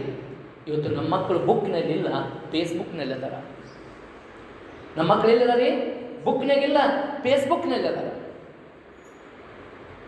ನಾವೆಲ್ಲ ಗೂಗಲ್ ಹಾಕೋತಿದ್ವಿ, ಗಾಗಲ್ ಹಾಕೋತಿದ್ವಿ, ಗಾಗಲ್ ಹಾಕೊಂಡು ಓಡಾಡ್ತಿದ್ವಿ. ಇವತ್ತಿನ ನಮ್ಮ ಮಕ್ಕಳು ಗೂಗಲಿಂದ ಬೆಟ್ಟನಾಗ ನಾವೆಲ್ಲ ಗುರುಜಿ ನೋಡಿ. ನಮ್ಮ ಈ ರಾಷ್ಟ್ರೋತ್ಥಾನದ ಒಂದು ಸಂಸ್ಕಾರ ಹೆಂಗಿದೆ ಅಂದರೆ, ಮಾತಿನಲ್ಲಿ ಹೇಳಬೇಕಾದ್ರೆ ಯಾರಾದರೂ ಅಲ್ಲಿ ಪುರುಷ ಧ್ವನಿ ಕೇಳ್ತಿದ್ರೆ ಹೇಳಿ ಗುರುಜಿ ಅಂತೀವಿ, ಅಲ್ಲಿ ಸ್ತ್ರೀ ಧ್ವನಿ ಕೇಳಿದ್ರೆ ಮಾತಾಜಿ ಅಂತೀವಿ. ಎಷ್ಟಲ್ಲ ಅದ್ಭುತ! ಗುರುಜಿ ಮಾತಾಜಿ ಅಂತ ತಿಳ್ಕೊಂಡು ಜಿ ಅಂದು ಗೌರವವನ್ನು ಕೊಡ್ತಾ ಇದ್ವಿ. ಗುರುಜಿ ಹಿಂಬಾಲ ಓಡ್ತಾ ಇದ್ವಿ. ಗುರು ಎಲ್ಲಿರ್ತಾನೆ ಹೋಗಿ ಅಲ್ಲಿ ಕಲಿತಾ ಇದ್ವಿ ವೇದಗಳ ಕಾಲದಲ್ಲಿ. ಇವತ್ತಿಗೂ ಕೂಡ ಆಗ್ತಾವೆ ಇದ್ದಾವೆ. ಆದರೆ ಇವತ್ತು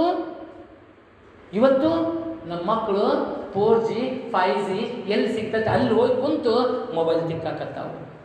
ಇಲ್ಲಿ ನೆಟ್ವರ್ಕ್ ಇರ್ತಾರೆ, ಇಲ್ಲಿ 4G ಬರೋದು, ಅಲ್ಲಿ ಹೊರಗೆ ಹೋಗೋದು 5G ಬರುತ್ತೆ. ಇವತ್ತು ಗುರುಜಿ ಬೆನ್ನು ಹತ್ತಾ ಇಲ್ಲ, 4G 5G ಬೆನ್ನು ಹತ್ಯಾರ, ಮೊಬೈಲ್ನಾಗ ತಿಕ್ಕಾಕತ್ತಾರ. ಒಂದು ಪುಸ್ತಕ, ಮೊಬೈಲು. ಮಣ್ಣೊಂದು ಯಾರೋ ಒಂದು ಭಾಳ ಚಂದ ಬರೆದಿದ್ರು. ಮೊಬೈಲ್ ಬಂದ ಮೇಲೆ ಕಪಾಟಿನಲ್ಲಿ ಆತ್ಮಹತ್ಯೆ ಮಾಡಿಕೊಂಡ ಪುಸ್ತಕಗಳು. ಮೊಬೈಲ್ ಬಂದ ಮೇಲೆ ನಾವು ಪುಸ್ತಕನ ಭಾಳ ಮಂದಿ ಓದಾಕತ್ತಿಲ್ಲ. ಅವು ಅದಾವ, ನಮ್ಮ ಲೈಬ್ರರಿ ಬುಕ್ ಅದಾವು, ಅಲ್ಲೇ ಅದಾವ, ಅವು ಅಲ್ಲೇ ಆತ್ಮಹತ್ಯೆ ಮಾಡ್ಕೊಂಡ್ಬಿಟ್ಟಾವು. ಆವಾಗ ಪುಸ್ತಕ ಮತ್ತು ಈ ಮೊಬೈಲ್ ಹೇಳ್ತಕ್ಕಂಥ ಮಗುವಿಗೆ ಮೊಬೈಲ್ ಹೇಳ್ತಂತ, ತಲೆ ಬಗ್ಗಿಸಿ ನೋಡು ನನ್ನನ್ನು, ನಿನ್ನನ್ನು ತಲೆ ಎತ್ತದಂತೆ ಮಾಡುತ್ತೇನೆ. ಮೊಬೈಲ್ ಹೇಳ್ತಕ್ಕಂಥ, ತಲೆ ತಗ್ಗಿಸಿ ನೋಡು ನನ್ನನ್ನು, ನಿನ್ನನ್ನು ತಲೆ ಎತ್ತದಂತೆ ಮಾಡುತ್ತೇನೆ. ಹೌದಲ್ರಿ? ನಮ್ಮ ಮಕ್ಕಳು ಅಳಾಕತ್ತು ಅಂದ್ರೆ ಇವತ್ತಿನ ನಮ್ಮ ತಾಯಂದ್ರಿಗೆ ಭಾಳ ಈಸಿ ಟೆಕ್ನಿಕ್ ಗೊತ್ತೈತಿ. ಮಕ್ಕಳನ್ನ ಹೆಂಗೆ ಸುಮ್ ಕುಂದಿಸ್ಬೇಕು ಅನ್ನೋದು ಭಾಳ ಈಸಿ ಐತಿ. ನಮ್ಮ ಮಕ್ಕಳನ್ನ ಹೆಂಗೆ ಸುಮ್ ಕುಂದಿಸ್ತೀವಿ? ಹಿಂದಿನ ತಾಯಿ ಆಡಿಬಾನನ ಕಂದ ಅಂಗಾಲ ತೊಳೆದೇನ, ತೆಂಗಿನಕಾಯಿ ಎಳ್ನೀರು ತಕ್ಕೊಂಡು ಬಂಗಾರದ ಮೋರೆ ತೊಳೆದೇನ ತಿಳ್ಕೊಂಡು ಹಾಡಿ ಹೊಗಳ್ತಿದ್ಲು.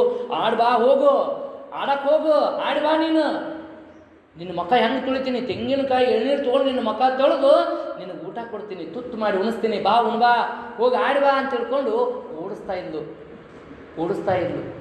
ಅದಕ್ಕೆ ಅಂತಾರಲ್ಲ, ಓನಿ ಮಗು ಬೆಳೀತು, ಕೋನಿ ಮಗು ಕೊಳಿತು. ಇವತ್ತು ನಮ್ಮ ಮಕ್ಕಳನ್ನ ಕೂಡಿ ಹಾಕಕತ್ತೀವಿ, ನಾವೆಲ್ಲ ಬಂಧನ ಕೊಡ್ತಾ ಇದ್ವಿ.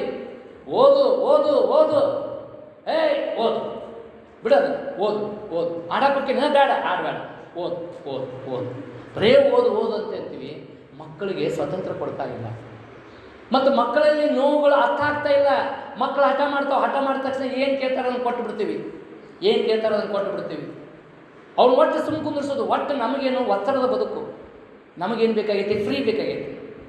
ಯಾಕಂದರೆ ಗಂಡನೂ ನೌಕರಿ, ಹೆಂಡತಿನೂ ನೌಕರಿ, ಮನೆಯಲ್ಲಿ ಮಕ್ಕಳ ಲಾಲನೆ ಪಾಲನೆ ಮಾಡುವಂಥವ್ರು ಹಿರಿಯರು ಎಲ್ಲಿ? ಇವತ್ತು ಹಿರಿಯರೆಲ್ಲ ಅವ್ರು ಊರಾಗ ಅದಾರ, ಇವರೆಲ್ಲ ಬೇರೆ ಬೇರೆ ಕಡೆ ಅದಾರ. ಇವ್ರ ಮಕ್ಕಳನ್ನ ಬೆಳ್ಸಕ್ಕೆ ಯಾರೂ ಇಲ್ಲ. ಮಕ್ಕಳ ಬಿಡುವಲ್ರು ಕೆಲಸ ಮಾಡಕ್ಕೆ. ನಾವೇನು ಮಾಡಕತ್ತೀವಿ? ಹಿಂದಿನ ತಾಯಿ ಮಕ್ಕಳು ಅಳಕತ್ರ ಎದಕ್ಕೆ ಅಳ್ತೈತೆ? ನನ್ನ ಮಗ ಹೊಟ್ಟೆ ಹಸ್ತಳಾಕತ್ತತ್ತು, ಏನಾರ ನೋವಾಗಿ ಅಳಕತ್ತತ್ತು, ಕಾಯಿಲೆ ಬಂದಳ್ತತ್ತು, ಬಾಯಪ್ಪ ಅಂತ ತಿಳ್ಕೊಂಡು ಕರ್ಕೊಂಡು ಅದನ್ನೇನು ಮಾಡ್ತಿದ್ಲು? ಮುತ್ತು ಮಾಡ್ತಿದ್ಲು. ಹಿಂದಿನ ತಾಯಿ ಮಕ್ಕಳ ಬಗ್ಗೆ ಹೆಂಗೆ ಹೇಳ್ತಿದ್ದಂದ್ರೆ, ಅತ್ತು ಕಾಡವನಲ್ಲ, ಮತ್ತ ಬೇಡವನಲ್ಲ, ಮೆತ್ತನ 2 ಕೈ ಮುಟಿಗೆ ಮಾಡಿ ಕೊಟ್ಟರ ಗಪ್ ಚುಪ್ಪ ತಿಂದ ಮಲಗ್ಯಾನ ನನ್ನ ಕಂದ ಅಂತ ತಿಳ್ಕೊಂಡು ಹಾಡಿ ಹೊಗಳ್ತಿದ್ಲು. ಹತ್ತು ಕಾಡಕತ್ರ ಬಾಯಪ್ಪ ಅಂತ ಕರ್ಕೊಂಡು 1-2 ಮುಟಿಗೆ ಮಾಡಿ ತಿನ್ನಂತೇಳಿ ಅದನ್ನು ಮುಟಿಗೆ ಕೈಯಾಗ ಹಿಡ್ಕೊಂಡು ಓಡಾಡ್ಕೊಂಡು ತಿಂದು ಬಂದು ಮಗು ಗಪ್ಪನ ಮಕ್ಕೊಂಡ್ಬಿಡ್ತಿತ್ತು. ಇವತ್ತಿನ ನಮ್ಮ ಮಕ್ಕಳು ಅಳಕತ್ತು ಅಂದರೆ ಎದಕ್ಕೆ ಅಳ್ತಾವೋ ಗೊತ್ತಿಲ್ಲ, ಅವಕ್ಕೇನು ಹೊಟ್ಟೆ ಹಸ್ತಳ್ತಾವೋ ಗೊತ್ತಿಲ್ಲ, ಏನು ನೋವಾಗಿ ಹೇಳ್ತಾವಂತ ಗೊತ್ತಿಲ್ಲ, ಏನೂ ಗೊತ್ತಿಲ್ಲ. ಅಳಕತ್ತು ಇಲ್ಲ, ಮೊಬೈಲ್ ಕೊಟ್ಬಿಡ್ತೀವಿ. ಮೊಬೈಲ್ ಕೊಡೋಣ ಮಗು ಹೆಂಗೆ ಕುಂದಿರ್ತಂದ್ರೆ, ಇವತ್ತಿನ ತಾಯಿ ಮಕ್ಕಳು ಗಪ್ಪ ಹೆಂಗೆ ಕುಂದಿಸ್ತಾರಂದ್ರೆ, ಹತ್ತು ಕಾಡವನಲ್ಲ ಮತ್ತ ಬೇಡವನಲ್ಲ. ನನ್ನ ಮಗ 10 ಕಾಡವನಲ್ಲ ಮತ್ತ ಬೇಡವನಲ್ಲ. ನೆಟ್ಟಿರುವ ಆಂಡ್ರಾಯ್ಡ್ ಸತ್ತು ಕೊಟ್ಟರೆ ಸಾಕು, ಗಪ್ ಚುಪ್ಪು ಕುಂತಾನ ನನ್ನ ಕಂದ. ಹೌದ್ರಿ, ನೆಟ್ಟಿರುವ ಆಂಡ್ರಾಯ್ಡ್ ಅಥವಾ ಆ್ಯಪಲ್ ಸಟ್ಟ ಕೊಡಬೇಕು. ನಿಮ್ದು ಆಂಡ್ರಾಯ್ಡು ಆ್ಯಪಲ್ ಸಟ್ ಐತಿ, ಅದರ ನೆಟ್ ಇಲ್ಲ ಅಂದ್ರೆ ನಿಮಗೆ ನೆಟ್ಟಿಗೆ ಮಾಡ್ತಾರೆ. ಯಾಕೆ ಪರಿಸ್ಥಿತಿ ಹಿಂಗಾಗಿದೆ? ಭಾರತೀಯ ಗುರು ಪರಂಪರೆಯಲ್ಲಿ ಇರುವಂಥ ಈ ಎಲ್ಲ ಬದಲಾವಣೆಗಳು ಇವತ್ತಿನ ಆಧುನಿಕ AI ಯುಗ, ನಾವು ಕಂಪ್ಯೂಟರ್ ಯುಗ ಅನ್ನೋವಂಥದ್ದು ಹೋತು, ಕಲಿಯುಗನೂ ಹೋತು, ಕಂಪ್ಯೂಟರ್ ಯುಗ ಹೋತು, ಆಧುನಿಕ ಶಿಕ್ಷಣ ಯುಗ ಹೋಯ್ತು, ಇವತ್ತು AI ಯುಗದಲ್ಲಿದೆ. ನಿನ್ನೆನ ಒಂದು ಪತ್ರಿಕೆಯಲ್ಲಿ ಪ್ರಕಟವಾಗಿತ್ತು, AI ಮೂಲಕ ಕಲಿಕೆ, ಗುರುನೇ ಬೇಡ. ನೋಡಿ ಎಂಥ ಪರಿಸ್ಥಿತಿ ಬಂತು. ಬಹುಶಃ ನಾನಂತೀನಿ ಇದೆಲ್ಲ ಪಾಶ್ಚಾತ್ಯರಿಗೆ ಸಲ್ಲುವಂಥದ್ದು. ಆದರೆ ಭಾರತೀಯರಿಗೆ ಗುರುವಿನ ಮುಖೇನ ದೊರೆಯದ ಜ್ಞಾನ ಅದು ಜ್ಞಾನನೇ ಅಲ್ಲ, ಅದು ಜ್ಞಾನನೇ ಅಲ್ಲ. ಹಾಗಾಗಿ ಇವತ್ತು ಮೊಬೈಲನ್ನು ನೋಡ್ತಾ ನೋಡ್ತಾ ನಮ್ಮ ಮಕ್ಕಳು ತಲೆ ತಗ್ಗಿಸ್ಕೊಂಡ್ಬಿಟ್ಟಾರೆ. ಅದೇ ಪುಸ್ತಕ ಓದಿರೋ ಪುಸ್ತಕ ಹೇಳ್ತತಿ, ತಲೆ ಬಗ್ಗಿಸಿ ನೋಡು ನನ್ನನ್ನು, ನಿನ್ನನ್ನು ತಲೆ ಎತ್ತಿ ನೋಡುವಂತೆ ಮಾಡುತ್ತೇನೆ. ಪುಸ್ತಕ ಹೇಳುತ್ತೆ. ಯಾಕೆ ನಾವು ನಮ್ಮ ಮಕ್ಕಳಿಗೆ ಪುಸ್ತಕ ಕೊಡಬಾರ್ದು? ಮೊಬೈಲ್ ಬಿಟ್ಟು ಇವತ್ತು ನಮ್ಮ ನೀತಿ ಬೋಧನೆಗಳು, ಪಂಚತಂತ್ರದ ಕಥೆಗಳಾಗಿರ್ಬೋದು, ಈಶೋಪನಿತ್ ಕಥೆಗಳಾಗಿರ್ಬೋದು, ಭಗವದ್ಗೀತೆ ಆಗಿರ್ಬೋದು, ಇಂಥವೆಲ್ಲವುಗಳನ್ನು ಕೊಡುವುದರ ಮೂಲಕ ಭಾರತೀಯ ಸಂಸ್ಕೃತಿ, ಭಾರತೀಯ ಜ್ಞಾನ ಎಷ್ಟರ ಮಟ್ಟಿಗೆ ಇದೆ ಅನ್ನುವಂಥದ್ದು ನಮ್ಮೆಲ್ಲರಿಗೂ ಕೂಡ ಅರಿವಾಗಬೇಕು. ಆ ಹಿನ್ನೆಲೆಯಲ್ಲಿ ಇವತ್ತು ನಾವೆಲ್ಲರೂ ಕೂಡ ನಮ್ಮ ಮಕ್ಕಳಿಗೆ ಒಳ್ಳೆಯ ಜ್ಞಾನ ಸಿಗಬೇಕಂದ್ರೆ ಒಳ್ಳೆಯ ಗುರು ಬೇಕು. ಒಳ್ಳೆಯ ಗುರುವನ್ನು ನಾವು ಗೌರವಿಸುವಂಥ ಮೊದಲು ಜ್ಞಾನ ನಮ್ಮಲ್ಲಿರಬೇಕು. ಯಾವುದೇ ಗುರು ಇರಲಿ, ಏಕಮೇವ ಕಲಿಸಿದಾತಂ ಗುರು ಅಂತ ಹೇಳ್ತಾರೆ. ನಮ್ಮ ಬದುಕಿನಲ್ಲಿ ನಾವು ಏನಾದರೂ ತಪ್ಪು ಮಾಡಿದಾಗ, ನಮಗೇನಾದರೂ ತೊಂದರೆಯಾದಾಗ ನಮಗೆ ಸಹಾಯಕ್ಕೆ ಬಂದು ಒಂದಷ್ಟು ಉಪದೇಶವನ್ನು ಮಾಡಿದರಂಥ ಒಂದು ಅಕ್ಷರನ ಕಲಿಸಲಿ, ಅವರ ನಮ್ಮೆಲ್ಲರಿಗೂ ಕೂಡ ಗುರುನೇ. ಅಂಥ ಒಂದು ಪರಂಪರೆ ನಮ್ಮದು. ಕೇವಲ ಗುರು ಅಂದರೆ ಜ್ಞಾನವನ್ನು ಕಟ್ಟಿಕೊಡೋದಲ್ಲ, ಜ್ಞಾನವನ್ನು ಬಿತ್ತೋದಲ್ಲ. ಇದರ ಆಚೆ ತಾನು ಕೊಟ್ಟಿರುವಂಥ ಜ್ಞಾನ ಆ ಮಕ್ಕಳಲ್ಲಿ ಅಳವಡಿಕೆಯಾಗಬೇಕು. ಅದಕ್ಕೆ ಹೇಳ್ತಾರೆ, ಪುಸ್ತಕದ ಜ್ಞಾನ ಉಪಯುಕ್ತವಲ್ಲ.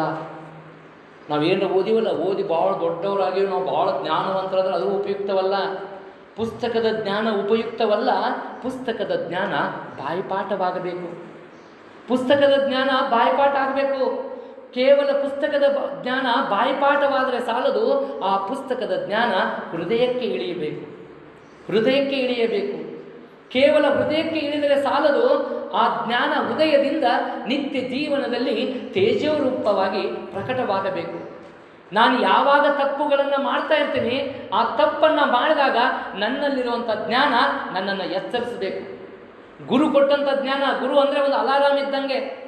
ನಾವು ಹೆಂಗೆ ಬೆಳಗ್ಗೆ ಏಳಬೇಕಾದ್ರೆ 5 ಗಂಟೆಗೆ ಅಲಾರಾಮ್ ಇಟ್ಟಿರ್ತೀವಲ್ಲ, 5 ಗಂಟೆ ಹೊಡೆದ ತಕ್ಷಣ ಹೇಳ್ತೀವಲ್ಲ, ಹಾಗೆ ಗುರುವಿನ ಬೋಧನೆ, ಗುರುವಿನ ಜ್ಞಾನ ನನ್ನ ಬದುಕಿನಲ್ಲಿ ಕಟ್ಟಿಕೊಂಡಿನಲ್ಲ, ಅದು ಅಲಾರಾಮ್ ಇದ್ದಂಗೆ. ಯಾವಾಗ ನಾನು ತಪ್ಪು ಮಾಡ್ತಾ ಇದ್ದೀನಿ, ತಪ್ಪು ಹೆಜ್ಜೆ ತುಳಿತಾ ಇದ್ದೀನಿ, ಆವಾಗ ನನ್ನನ್ನು ಎಚ್ಚರಿಸಬೇಕು. ಎಚ್ಚರಿಸಿ, ಸರಿ ಇದು ನೀನು ಮಾಡ್ತಾ ಇರೋದು ಅದು ತಪ್ಪು, ಇದು ಸರಿ. ಯಾಕಂದರೆ ನಾವು ಹೋಗ್ತಾ ಇರಬೇಕಾದ್ರೆ ಎಲ್ಲವೂ ನಮಗೆ ತಿಳುವಳಿಕೆ ಇರೋದಿಲ್ಲ. ಈಗ ಹೊಂಟಿ ಒಂದು ದಾರಿಯಾಗ ಅಲ್ಲಿ ಮುಂದೆ ಒಂದು 5 ದಾರಿ ಬಂದವಪ್ಪ, ನಿಜವಾದಂಥ ದಾರಿ ಯಾವುದು ನನಗೆ ಗೊತ್ತಿಲ್ಲದ ಸಮಯದಲ್ಲಿ ನನ್ನ ಜ್ಞಾನವನ್ನು ಉಪಯೋಗಿಸ್ಕೊಟ್ಟು ಗೊತ್ತು ಮಾಡ್ಕೋಬೇಕು. ಒಂದು ಇಲ್ಲ ಅಂದರೆ ಯಾರನ್ನಾದರೂ ಕೇಳಬೇಕು. ಆ ದಾರಿ ಗೊತ್ತಿದ್ದವ್ರನ್ನ ಕೇಳಬೇಕಲ್ಲ. ಇಲ್ಲಿ ದಾರಿ ಗೊತ್ತಿದ್ದವ್ರು ನಮಗೆ ಸರಿಯಾದ ದಾರಿ ತೋರಿಸ್ತಾರಲ್ಲ, ಅವರೆಲ್ಲರೂ ಕೂಡ ಗುರುನೇ. ಇದು ನನ್ನ ಭಾರತ ಕೊಟ್ಟಂಥ ಬಹುದೊಡ್ಡ ಸಂಸ್ಕೃತಿ. ಬಹುಶಃ ಮ್ಯಾಕ್ಸ್ ಮುಲ್ಲರ್ ಅಂತ ಒಬ್ಬ ಶ್ರೇಷ್ಠ ಪಾಶ್ಚಾತ್ಯ ಶಿಕ್ಷಣ ತಜ್ಞ, ಆತ ಇಡೀ ಜಗತ್ತಿಗೆ ಹೇಳ್ತಾನೆ, ಶಿಕ್ಷಣದ ಅರ್ಥವನ್ನು ನಿಜವಾಗಲೂ ತಿಳ್ಕೋಬೇಕಾದ್ರೆ ಮ್ಯಾಕ್ಸ್ ಮುಲ್ಲರ್ ಹೇಳುವಂಥ ಅದ್ಭುತವಾದಂಥ ಮಾತು, ಶಿಕ್ಷಣದ ಅರ್ಥ ನಿಜವಾಗಿ ನಾವು ತಿಳ್ಕೋಬೇಕಾತಂದರೆ ಅಲ್ಲಿರುವಂಥ ಶಿಕ್ಷಣ, ಅಲ್ಲಿರುವಂಥ ಸಂಸ್ಕಾರ, ಅವರು ಅದನ್ನು ಬದುಕಿಗೆ ಹೇಗೆ ಅಳವಡಿಸಿಕೊಂಡಿದ್ದಾರೆ ಅದನ್ನು ತಿಳ್ಕೊಂಡು ನಾವು ಬದುಕಬೇಕು ಅನ್ನುವಂಥದ್ದನ್ನು ಇಡೀ ಜಗತ್ತಿಗೆ ಹೇಳಿದರು.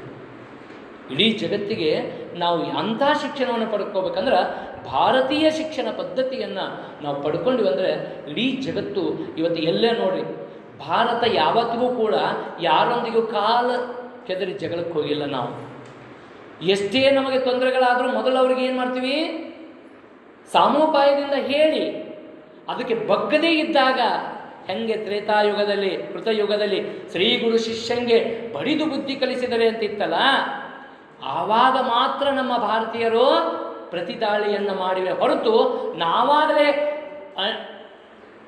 ಗೊತ್ತಿದ್ದೋ ಗೊತ್ತಿಲ್ಲದೆಯೋ ನಾವು ಯಾವತ್ತಿಗೂ ಕೂಡ ಬೇರೆಯವರಿಗೆ ದಾಳಿ ಮಾಡಿ ವಿನಾಶಕ್ಕೆ ಕಾರಣರಾದವರು ಭಾರತೀಯರಲ್ಲ.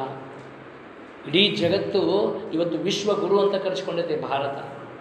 ಯಾಕೆ ವಿಶ್ವಗುರು ಅಂತ ಕರೆಸ್ಕೊಂಡಂತಂದ್ರೆ ಇಡೀ ಜಗತ್ತಿಗೆ ಬೋಧನೆ ಮಾಡುವಂಥ, ನೀತಿ ಮಾರ್ಗವನ್ನು ನಿರೂಪಿಸುವಂಥ ತಾಕತ್ತು ಈ ಭಾರತಕ್ಕಿದೆ. ಇಂಥ ಭಾರತದಲ್ಲಿ ಇಂಥ ಜ್ಞಾನವನ್ನು, ಇಂಥ ಶಕ್ತಿಯನ್ನು ತಂದು ಕೊಟ್ಟವ ಇಲ್ಲಿನ ಗುರು ಪರಂಪರೆ, ಭಾರತೀಯ ಗುರು ಪರಂಪರೆ. ಆ ಹಿನ್ನೆಲೆಯಲ್ಲಿ ಇವತ್ತು ಈ ಗುರು ಶಿಷ್ಯರ ಸಂಬಂಧ ಪವಿತ್ರ. ಹಾಗಾಗಿ ಜೀವನದಲ್ಲಿ ಗುರು ಯಾವತ್ತಿಗೂ ದೊಡ್ಡವ. ಯಾವುದೇ ಒಂದು ಕಾಯಕದಲ್ಲಿ ಗುರು ಕಾಯಕ ಅನ್ನುವಂಥದ್ದೈತಲ್ಲ, ಇದು ಬಹಳ ದೊಡ್ಡದು. ಹಾಗಾಗಿ ಇವತ್ತು ನೀವೆಲ್ಲರೂ ಕೂಡ ಭಾರತೀಯ ಗುರು ಪರಂಪರೆಯಲ್ಲಿ ನಾವು ಹಾಕಿಕೊಟ್ಟಂಥ ನಮ್ಮ ಒಂದಷ್ಟು ಸಂಸ್ಕಾರವನ್ನು, ಜ್ಞಾನವನ್ನು ನಮ್ಮ ಮಕ್ಕಳಿಗೆ ಕೊಡ್ತಾ, ಕೊನೆಗೆ ಕೌಟಿಲ್ಯರ ಒಂದು ಮಾತು ಹೇಳಿದಂತೆ, ಹಾಗೆ ಆದಿಶಂಕರಾಚಾರ್ಯರು ಹೇಳಿದ್ದಾರೆ, ಎಂಥದ್ದು ಮಾತೃದೇವೋಭವ, ಪಿತೃದೇವೋಭವ, ಆಚಾರ್ಯ ದೇವೋಭವ, ಅತಿಥಿ ದೇವೋಭವ. ಇಂಥ ಒಂದಷ್ಟು ನಲ್ನುಡಿಗಳನ್ನು, ಇಂಥ ಸಂಸ್ಕಾರವನ್ನು ಕೊಟ್ಟಿರುವಂಥದ್ದು ಏಕೈಕ ನನ್ನ ಭಾರತ.